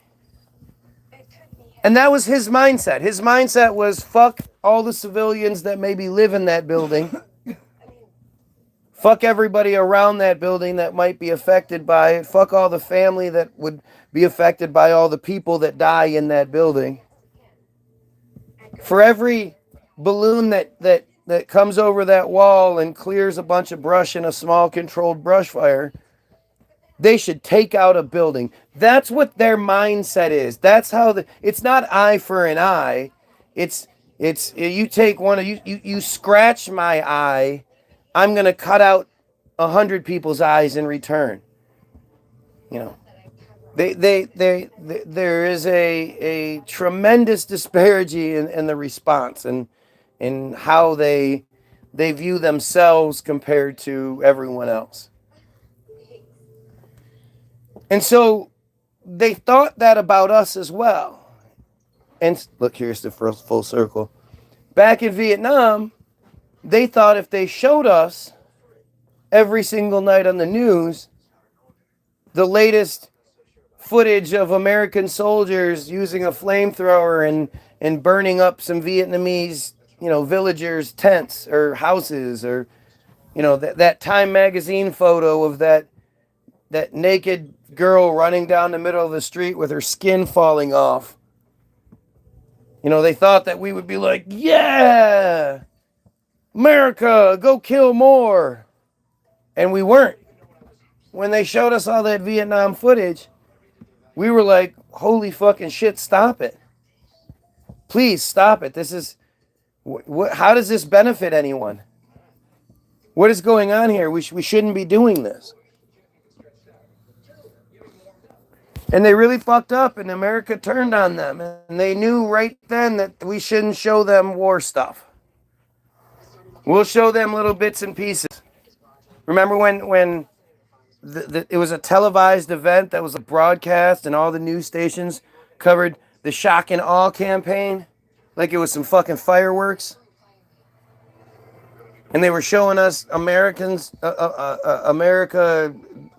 launching mortars, I believe it was, at some village and just blowing the shit out of the explosion. It was nighttime and the explosions were huge.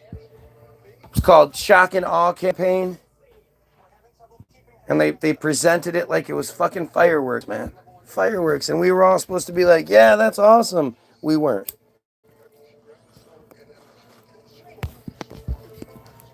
We don't think like they do. We're not disgusting savages who who can watch children die and starve a bunch of people and lace the supplies that we do give them and, herd them into small pens to get the small supplies that they can get that might be laced with food while we shoot at them as well. Like, these are psychopaths. There's so many pictures of these psychopaths raiding the town that they just bombed to smithereens where there's no Palestinians left. Or they just removed a bunch so that they could move a bunch of their people into their houses. And the soldiers are going through the houses, finding the women's lingerie and putting it on over their fatigues and posing for pictures and shit. This is an extremely common thing. This isn't like, oh, there's 5-10 pictures. There are hundreds of pictures like that.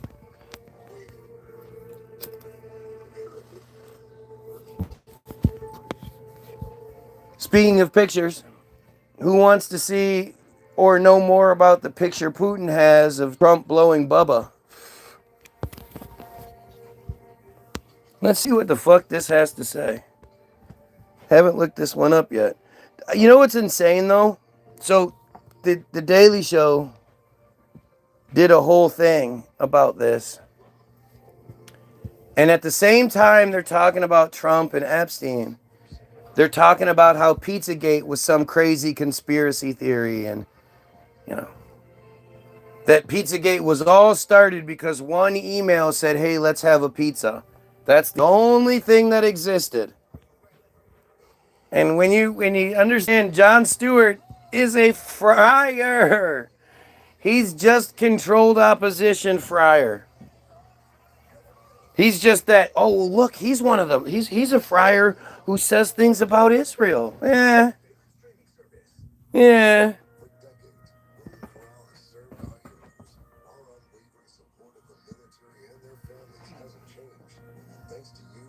Blowing Bubba.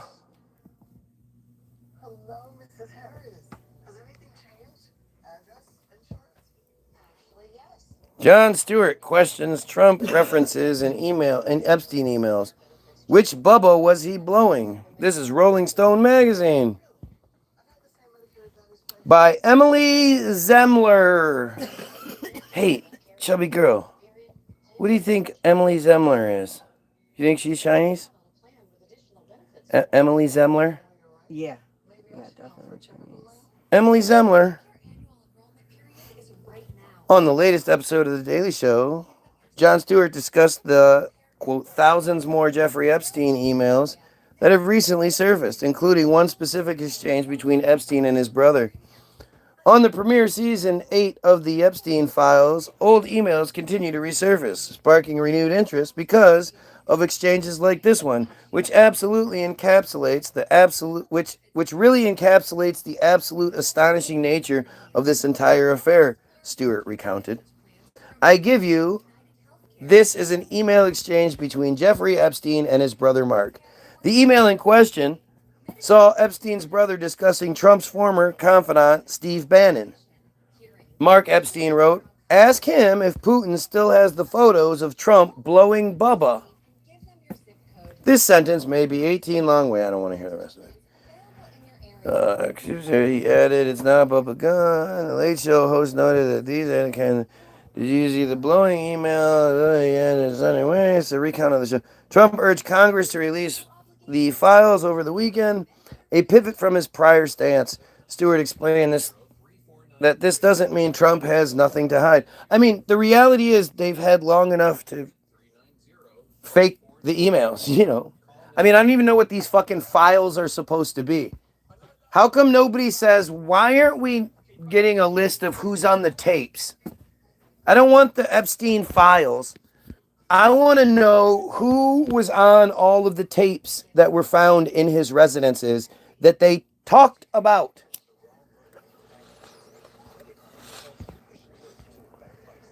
There's no conspiracy theory here. These emails were I mean, uh,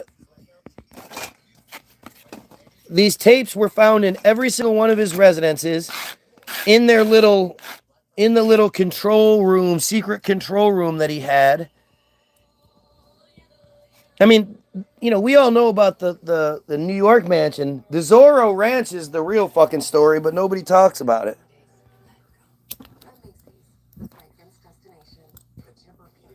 But the fucking they found a bunch of tapes in the safe that was in the secret control room, and in it would be either like DVDs or VHS tapes or flash drives or whatever, and on it would say the famous person's name or the government person or whatever, the name of the victim or the other person in the video, and then how old they were was written on some of them.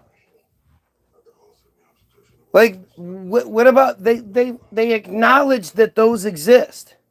If you look up Jeffrey Epstein on Wikipedia right now, it tells you that they found those tapes in his safe.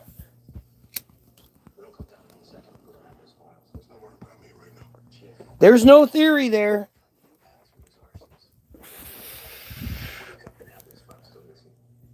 So this is literally just a recap of what was said on the show. It's fucking weird. SNL skewers Trump over Jeffrey Epstein emails in cold open. Trump did not perform sex act on Bill Clinton, insists Epstein's brother, The Telegraph.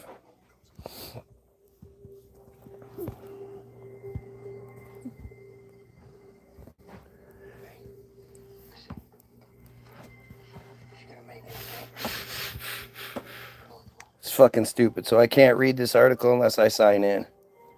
Of course. Let's see if Yahoo will let me read the article.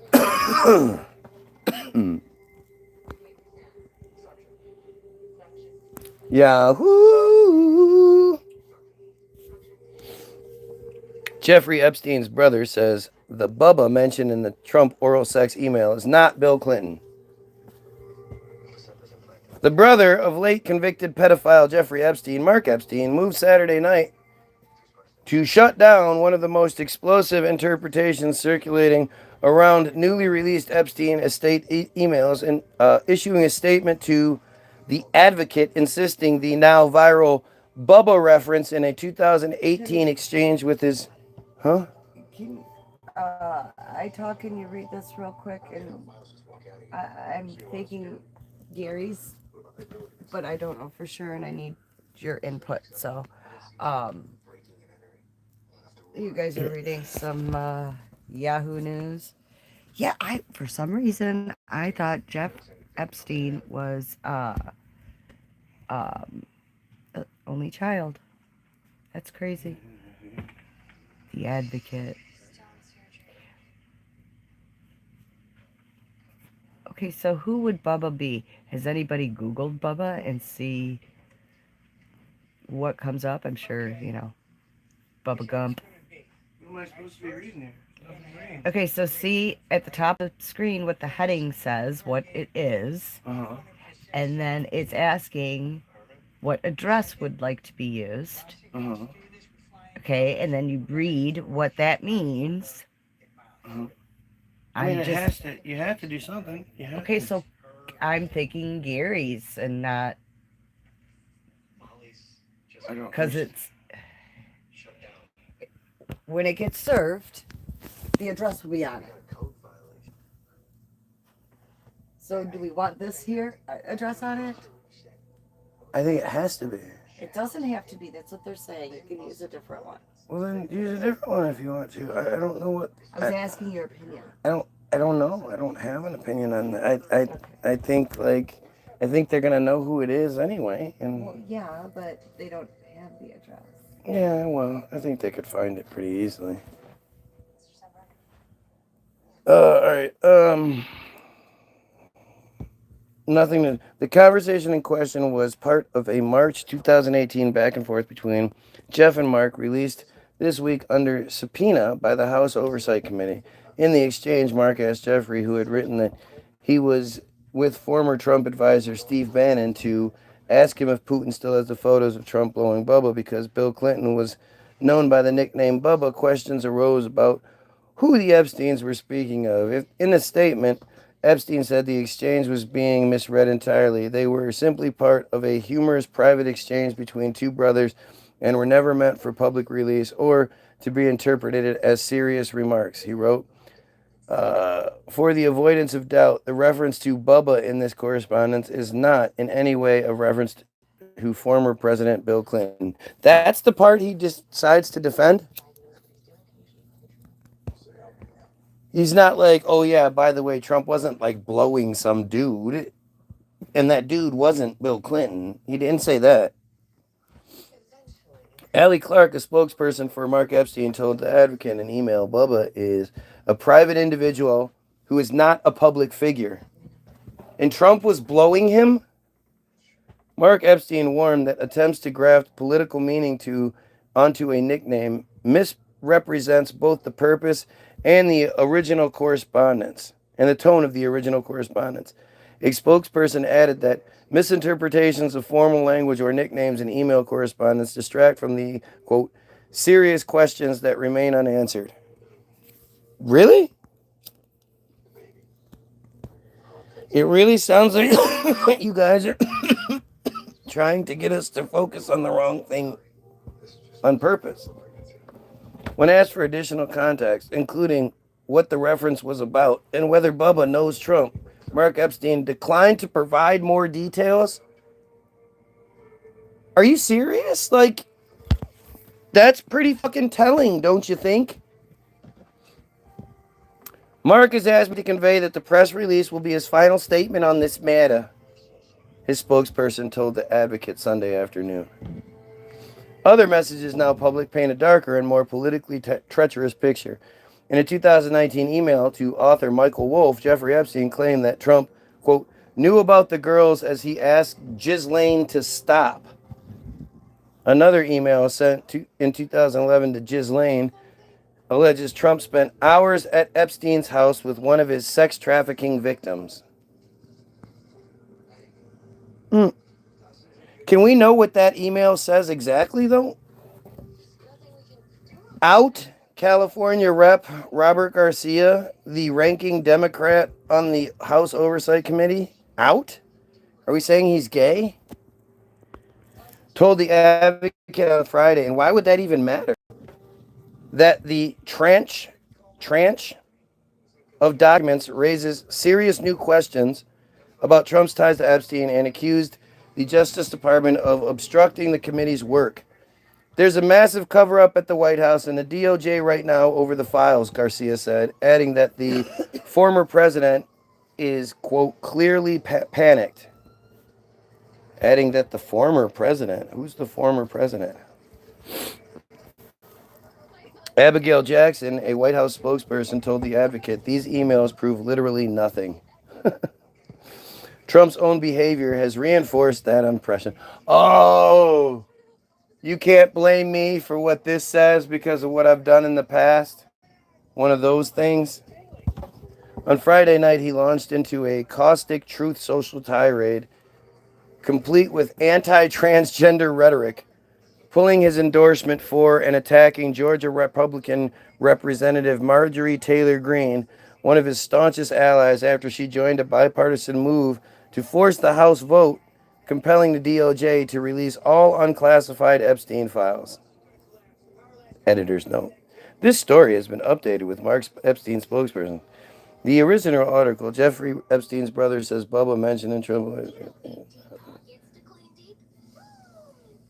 I'm sorry, does any of that make you guys like think, oh, okay, nothing to see here? Come on, we're not talking about Trump blowing Bill Clinton. Come on, Bubba, that's not Bill Clinton. He's not blowing Bill Clinton in the picture. It's a different Bubba altogether. You conspiracy theorists, I swear, you're all just crazy. Well, can you elaborate on what you meant by blowing Bubba? No. No, I can't. What the fuck are we talking about here?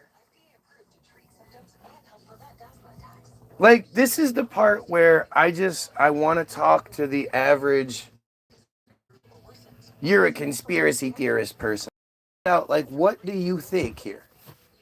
So what does your brother say about this, right? You know?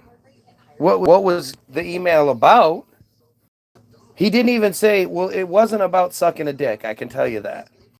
I'm not going to go into any more details about, who and what. That's personal, but it's definitely a joke. He wasn't actually sucking some dude's dick.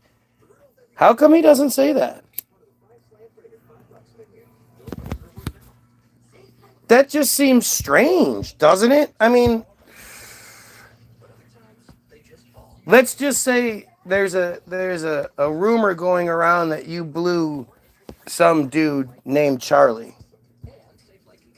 Would you be like, hey, what the fuck are you talking about? His name wasn't Charlie. Would that be your argument? Wouldn't you be like, I don't blow dudes? Wouldn't you be like, if it was your friend, no, he doesn't blow dudes? That was a joke? Like, would you let the world think your friend blew somebody and there was a picture of it? Just make sure that it's not this person. Like, what? That's dumb. That's dumb with a B.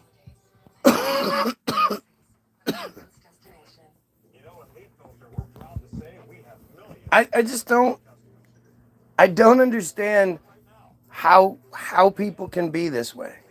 And I've been telling you guys for a very long time that Trump is gay. Have you heard me say Trump is gay before? You ever heard me say that shit? Chubby girl, you ever heard me say Trump is gay before? Sure. Sure, she doesn't give a shit. I'm sorry. I've been telling you guys forever, when he gets going and forgets that he's like supposed to portray a certain thing, and his hands get going and shit, he looks like an old gay meth head. It's not a knock. Like, I don't care if he's gay. I do hate the idea that somebody so staunchly anti-gay would be gay. That shit always pisses me off.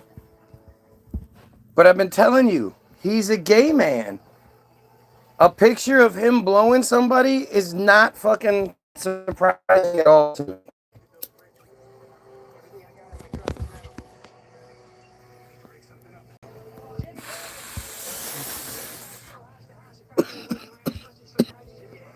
He's one of those. It's like, it reminds me of, it's the bag of sand theory all over again, right?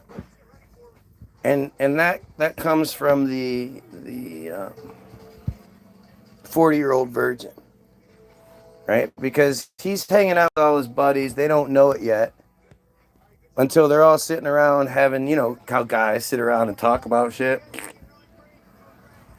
And it comes time for him to talk, and that's when it's like, hey, wait a minute, this guy might be a virgin. And they ask him, what does a titty feel like? And he goes, a bag of sand. And they go, oh shit, that was when they figured it out. Oh shit, he's actually a virgin. He's never touched a titty before. And it's the same way with this whole thing. I just forgot what I was gonna I forgot what my example was.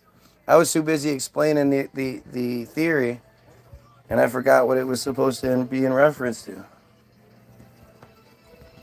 But he's gay. He's gay.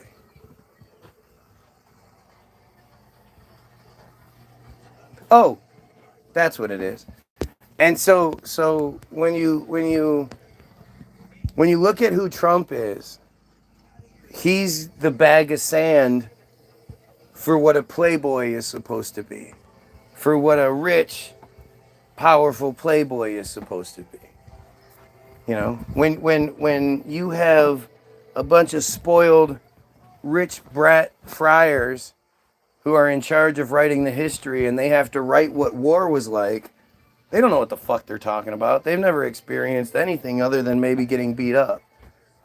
But they have to write out how the wars took place. So they're like, oh, well, everybody just got in a line and they just ran towards each other, screaming, ah! And then battalion would get cut down, and then the next battalion would stand up and they would run out. And eventually, one side would run out of bullets. You'd either run out of bullets or you'd run out of men.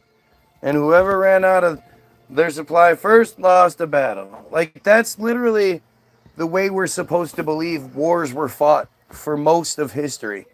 Was big, long lines of people running towards each other. Nobody had any strategery. Strategery.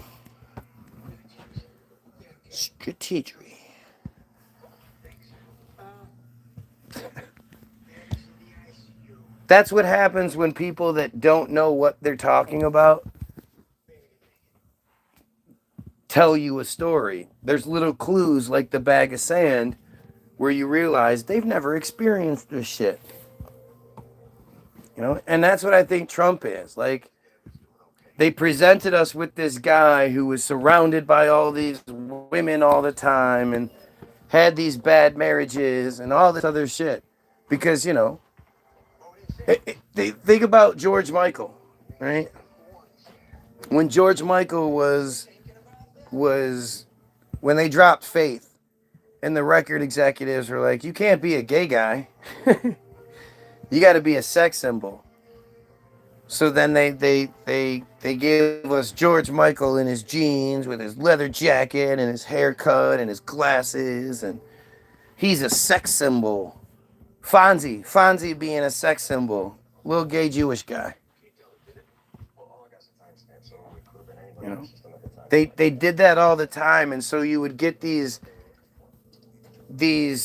examples of something that are what somebody that's the exact opposite thinks it. Like Barney from So I Married Your Mother, right? You have openly gay Neil Patrick Harris playing the ultimate womanizer sort of dickhead, but nobody like that. You know, it's this super exaggerated version that we should be insulted by. It would be like if a straight man is like, look, I'm the gay guy, like, people would get upset about that. But we just don't see it that other way. And so they present us with a Trump who is this, you know, he's the ultimate playboy. He's the ultimate womanizer. He's the ultimate businessman. Until you go through and you find out that he's not associated with all those businesses that have his name. They pay him to stay away. They pay to use his name, but they also pay extra to keep him the fuck away. Because if they don't, they let him come in like he did in Atlantic City. He'll pay himself $40 million and bankrupt the shit and get the fuck out. He's a douchebag. He's not a smart businessman. He's a douchebag. It's all just an illusion, you know? And that's what people just don't understand is, you know, we're presented with these illusions, but there are the little pieces that slip through. And I've been telling you guys Trump's gay for a long time, but nobody wanted to even engage because what? Oh, he's not gay. He's not gay. What are you talking about? He literally paints himself orange. He looks like an old grandmother.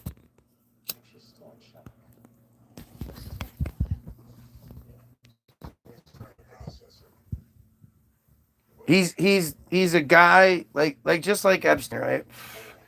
Jeffrey Epstein could present himself officially as a scout for Victoria's Secret, meaning he could go all over the world And the most beautiful girls, the most beautiful women possible would fawn all over him just to hopefully get a little shot, a little peek. Hey, will you think I'm pretty enough to be in Victoria's Secret? Well, let me see what you can do. The most beautiful, he could have access to the most beautiful women you can imagine. And instead, he prefers inexperienced little girls. Same thing with Trump. That there are even rumors, let alone multiple stories, convictions of footage of him being weird about it. Oh, you see that girl on the escalator? In 10 years, I'll be dating her. She's fucking 8 years old.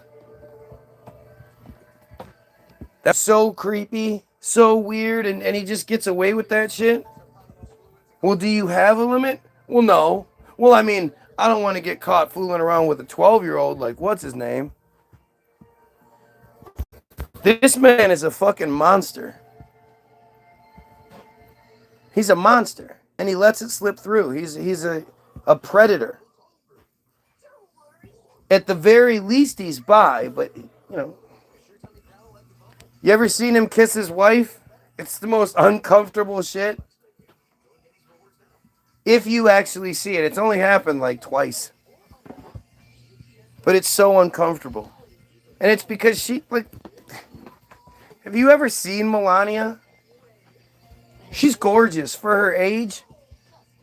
And back when she was 28 and she first met 52-year-old Trump, she was gorgeous. She could have had her pick of anyone. She could have had princes. She could have had, you know, she was famous and hot and rich. And had access to all of those types. And instead, she specifically wanted Donald Trump. She's the power behind the throne. She's the Israeli higher up. She's the high up agent. She controls Trump. She's the handler. Just like Ghislaine was the handler for Epstein. Epstein was just the fucking the face. He was just the front man. You do your best to avoid food allergens. Anyway. Go check out the receipts in the description. Go get your free download, www.the-bilderberg.group.com. It's free. All you have to do is click 0 when it asks you how much you want to pay. Or you can donate. We do appreciate the donations, but all you got to do is click 0 and it's free. All we ask is that you share it with someone. Go watch Hollywoodism, most important film ever made. Go read Israel Hayom, Bottom of Darkness. I keep saying this, but this is the glue. When you ask, how can a group of people do such horrible things and be comfortable with it and live their lives and get on a bus and get bussed into a town where the people have just been taken out of it and they rush over each other to claim the new house. If I don't steal your house, somebody else will. How can people think like that? How can people be like that? Read Israel Hayom, Bottom of Darkness. When these people have been ritualistically sexually abused since childhood, and then once they become adults at 13, they're forced to ritualistically sexually abuse children themselves, completing the circuit, you create monsters. You create a population indifferent to what they do. As long as they succeed, as long as they survive, as long as they excel, that's all that matters to them. They've learned to compartmentalize. They've learned to shut down trauma and push it away. Yes, I can live in your house without thinking about it. Do you know what happened to me? That's what Israel Hayom explains. It's the glue to all of it. It explains all of it. It explains why this cult is much bigger than just Israel. It's a much bigger picture than Zionism, dumbass Zionism. This is the cult itself is the problem. Go read it. Go educate yourself. It's going to kick you off numerous times. It constantly kicks you off that page as you're trying to read it, but you need to fight through it and read it anyway. There are all sorts of different little pieces. Links to the Team Jorge page. Read about that. Links to the ACT-IL page. Read about that. Read about these things. Read about the Havara Agreement. Read about the auto-emancipation pamphlet. It's all there. It's a very easy picture to see if you just look. If you expect them to present it to you, well, you're going to be sadly mistaken. But if you just look at what's been presented, you'll absolutely see it. So, have yourself a wonderful day. Get all the stuff, check out all the links, blah, blah, blah. And most importantly, as always, the most important thing I ever say is you pedophiles fucking kill yourself. 11 likes and 4 viewers. Get out of here. Pedophiles kill yourself.